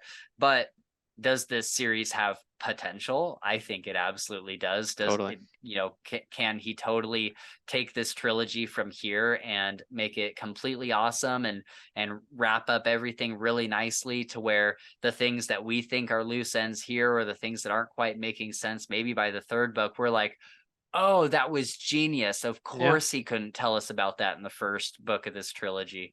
So, I think it's kind of like a wait and see thing. And I think that, hopefully I'll be pleasantly surprised. And at Yeah. the end of the day, it's Night Angel. I love Kyler. I love Vi. I love just this world and this magic system. Yep. And I'm really, really, really glad that he came back and did more of this, because for a long time I didn't really think that he was going to do any more Night Angel books, because there was an I interview a kind of thought while he had back. changed his mind too. I remember him saying he's going to come Yeah, back after finish Lightbringer, like way back, and because I don't remember him announcing that he was like starting to write the new one, or maybe because I don't follow him super closely, but yeah, um, the release, the announcement release kind of surprised me. Like, oh shit, yeah, he was yep, right. He wasn't kidding. He did go back. Let's go. But yep, yeah, I echo 100% what you said. When I told my friend who first turned me onto Night Angel that I had finished a new book, and she asked me what I thought. And I replied, you know what? I don't know. I have a lot yeah. of It's different hard to thoughts. I say. still don't really know. Um, and yeah, it's I don't know. I don't know other than, I want to read more. I'm Yeah, intrigued. But I got a lot yeah, of mixed feelings. And like I yeah, think I do think it's also tough because, Night Angel wasn't my first like big fantasy series I love, but it's a top 10 series for me. Like I sure, don't reread series I only kind of enjoy. I only reread series I right, love, and I've reread Night Angel. And I'm sure I will again at some point. yeah, Probably maybe before the next book actually to refresh myself. yeah, But it's uh it's it's it's complex like the book. Like yeah, you're reading a crazy assassin book. yeah, And it's going to be dark, and I appreciate that it's not you know, yeah, it's real as much as this type of book can be. yeah, yeah, exactly. I think i think that's a great place to leave off there. I think that that's kind of what Brent Weeks wanted. He wanted us to have complex emotions Hmm. and feelings Yeah, about yeah, this book. 100%. It's no accident. I think he Yeah, accomplished what he set out to. Absolutely. yeah. All right, man. Well, dude, thank you so much for staying up late with me and talking about some Night Angel Nemesis. I had a ton of fun talking to you, and just like with every new guest, sometimes like someone asks to come on, or I ask somebody to come on, and I'm like, I don't know what this is gonna be like, but Yeah. we'll talk and see what happens. And dude, you were an awesome guest. I would absolutely love to have you back on sometime to talk about, whatever, like either Cosmere, Dresden Dresden, Files, or Malazan, yeah, whatever, man. for sure. I'm here and I had a great time. Totally echo it. If I Cool. ever, cut you off, it was only because I was excited and I had something to Oh say, no, and you're I'm new good. to podcasting and stuff. But yeah, I had a great time. Would Yeah, love to be back. Cool. Totally. Thank you so much. Yeah, dude, let's do it again. All right, guys. Well, that is going to wrap us up there. You can, as always, reach out to us on Twitter or Discord, which are linked in the description. You can like and subscribe, which helps us out a lot. Oh, and our Patreon is linked in the description as well. That helps us out a ton when you support us over there. And again, we have some exclusive content that we just put up over there. I'm not really sure what our next episode is going to be. It's kind of up in the air right now. We might do... Oh, hi, Hank. We might do Warbreaker kind of soon. That'll probably be one of our next episodes, so you can keep your eyes peeled for that. Sorry, my dog is cracking me up. But yeah, you can keep your eyes peeled for that, for the Warbreaker episode. But yeah, we'll let you guys know what's upcoming in the community tab on our channel and whatnot. But thank you guys for hanging out, and we will see you on the next episode of the Fantasy Files podcast. And a big shout out to our first Night Angel tier patron, Shad Zaman. Thank you so much, man.